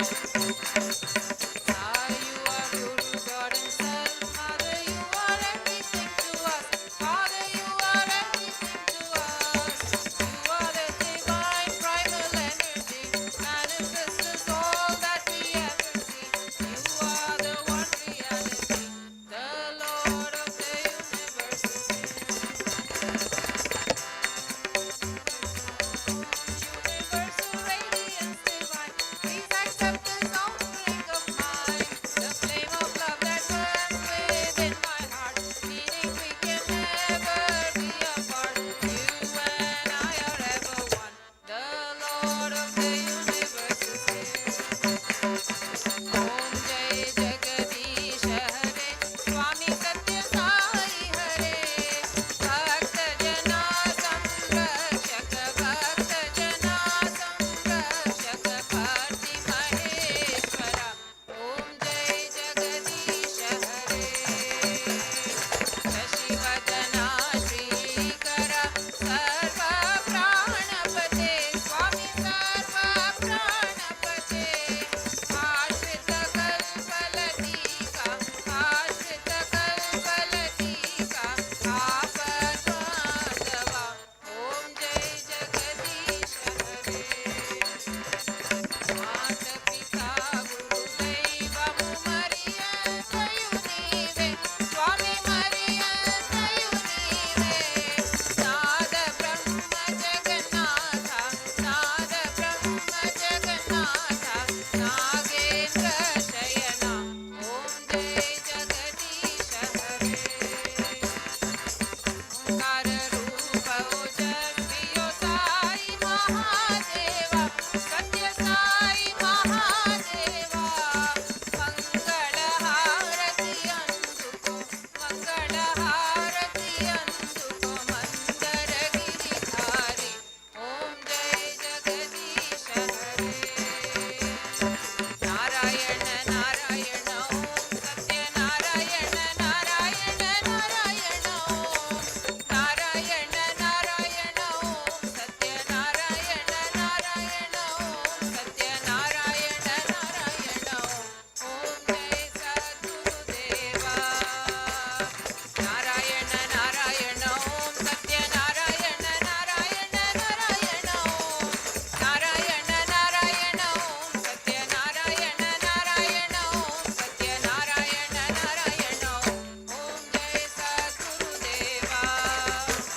Narayana Narayana Om, Satya Narayana Narayana Narayana Om. Narayana Narayana Om, Satya Narayana Narayana Om, Satya Narayana Narayana Om. Om Jai Sadgurudeva. Samastalokaः Sukhino Bhavantu. Samastalokaः Sukhino Bhavantu. Samastalokaः Sukhino Bhavantu.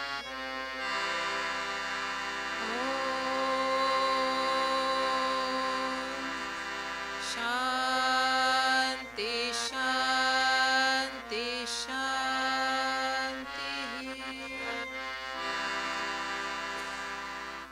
Sacred, holy and supreme is Baba's vibhuti.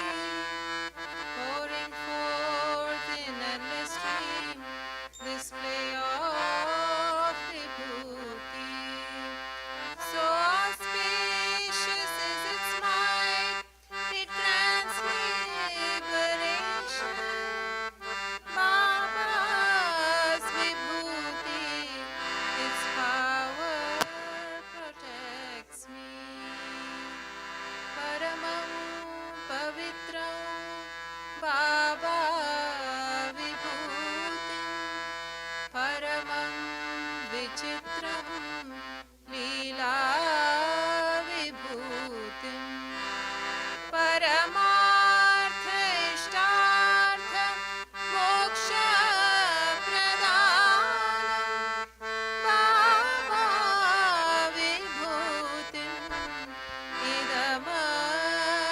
इदमाश्रयामि परमं पवित्रं बाबा विभूतिं परमं विचित्रं लीला विभूतिं परमार्थ इष्टार्थ मोक्ष प्रदानं बाबा विभूतिम्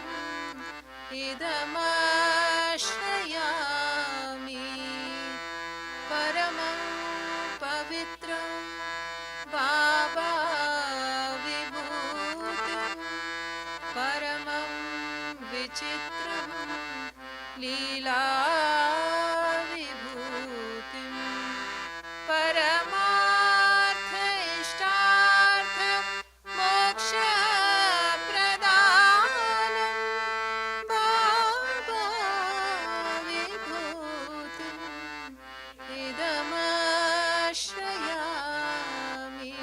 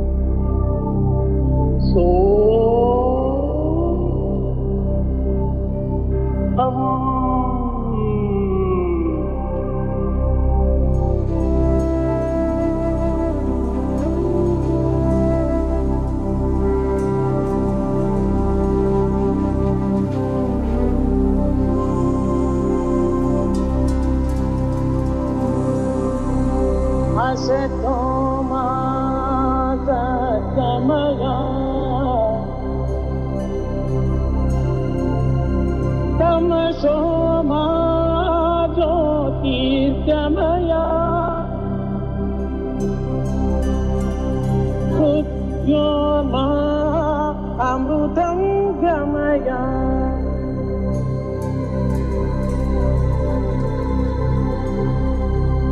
असतो मा सद्गमया तमसो मा ज्योतिर्गमया मृत्योर्मा अमृतं गमया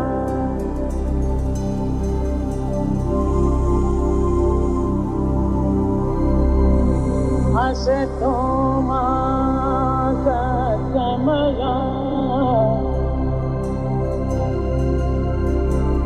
तमसो मा ज्योतिर्गमया मृत्योर्मा अमृतं गमया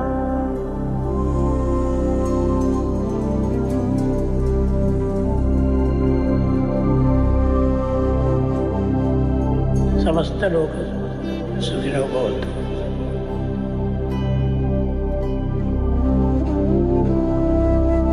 समस्त लोक सुखिनो भवन्तु।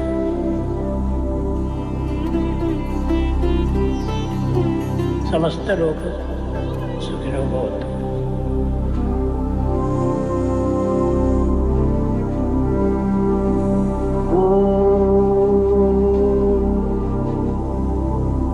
शांति शांति शांति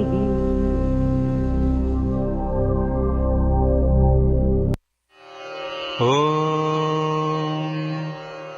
साईश्वराय विद्महे सत्यदेवाय धीमहि तन्नः सर्वप्रचोदयात्।